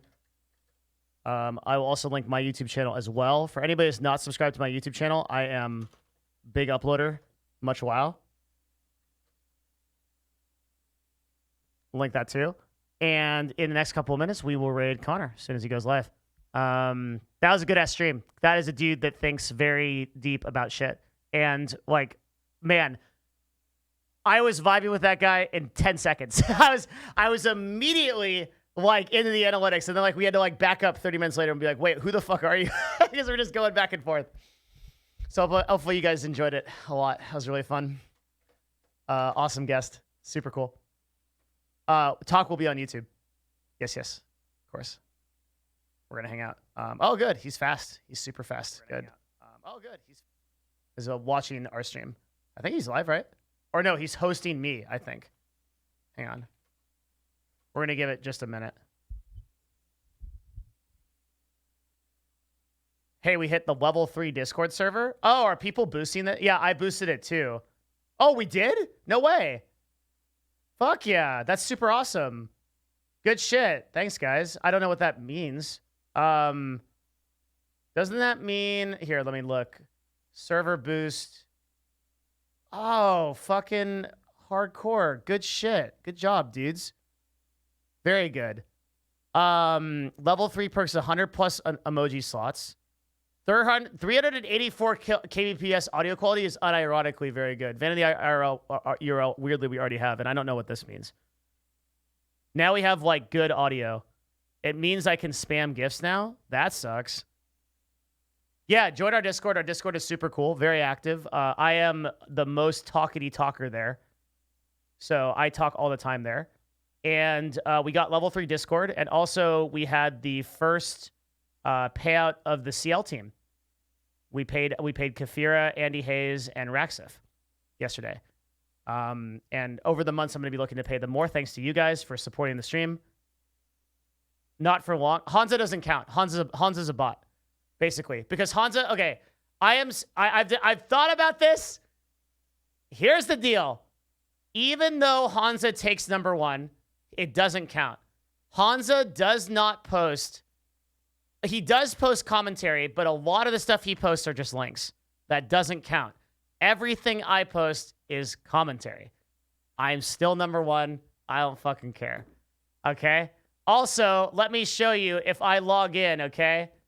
If I log into Discord here, which I don't think I remember how to do, but let's just see if I do remember how to do. I do. Nope. Email doesn't exist. What the fuck? Hold on. Enter Discord. Fuck me. Fucking 2 seconds. Then we'll go raid Connor. Hold on 1 second. I need to like go into my phone and like unlock the national treasure through my Authenticator app or whatever, because I'm the owner of this Discord, and so like I gotta like hackermans this shit with the secret key on my phone. Okay, log in. Okay, blap, yes. All right, I did this all to show you that I have this button. Look what happens when I mouse over this. If I click this button, Hansa is dead, and I reign supreme once again. Will I slay my enemies in cold blood to take my throne? You see, my friends, the throne was always mine. It was never a question of it. Hansa merely sits on it in my stead. Stock guy, I have some shit to talk to you about that's really neat that you will be very excited about. Glad you stopped by. Good to see you. Big stuff. Okay, so I still say 17.4K messages in my Discord. I still chat a fucking shit ton in the Discord all the time. All the time. All the time. Okay, that was a very good stream. Thank you guys for being here. I am going to be back today at 6 p.m. PST for Dungeons & Dragons, where I roleplay a fucking dwarf with Destiny, Zizarin, Koibu, and Trump SC. Master Beatty. Oh, fuck. Thank you very much for that. Reminds me. I need to do the, fuck. We're not done. We will be done in like 2 seconds, but I got to add all the people that gifted subs today real quick to the. And then on Thursday, tomorrow, normal stream, bunch of stuff going on. Scuff podcast. Friday, I don't know what we're doing. Jerking off, probably. Literally. Twitch's first jerk off stream. Gaben of Gradiate, thank you for the 5 gifted subs. New month, so I'm putting in all the people. Yes, we are opening boxes on we have 9 boxes to open right now from people that ship me shit. Okay, let's raid Connor. I was typing. Wait, is this everybody? Let's raid Connor in just a sec. Okay, let's go. All right, good luck. We're raiding Connor. Thank you guys for coming. I appreciate it. This is absolutely awesome stream. I'll see you guys tomorrow. Thank you for coming out with our talk with Connor. Super fantastic. Please join tomorrow also. I'll be back earlier. Very good. Thanks for being here. Go check out Connor. He's awesome. Raid up. Let's go. Very much enjoyed the stream. Super fun. It was really good. All right, guys. I will see you guys again mañana, right? And also for D&D on my Discord if you want to check it out. Okay, bye. Thank you. Thank you very much. Have a great rest of your evening. See ya. Peace.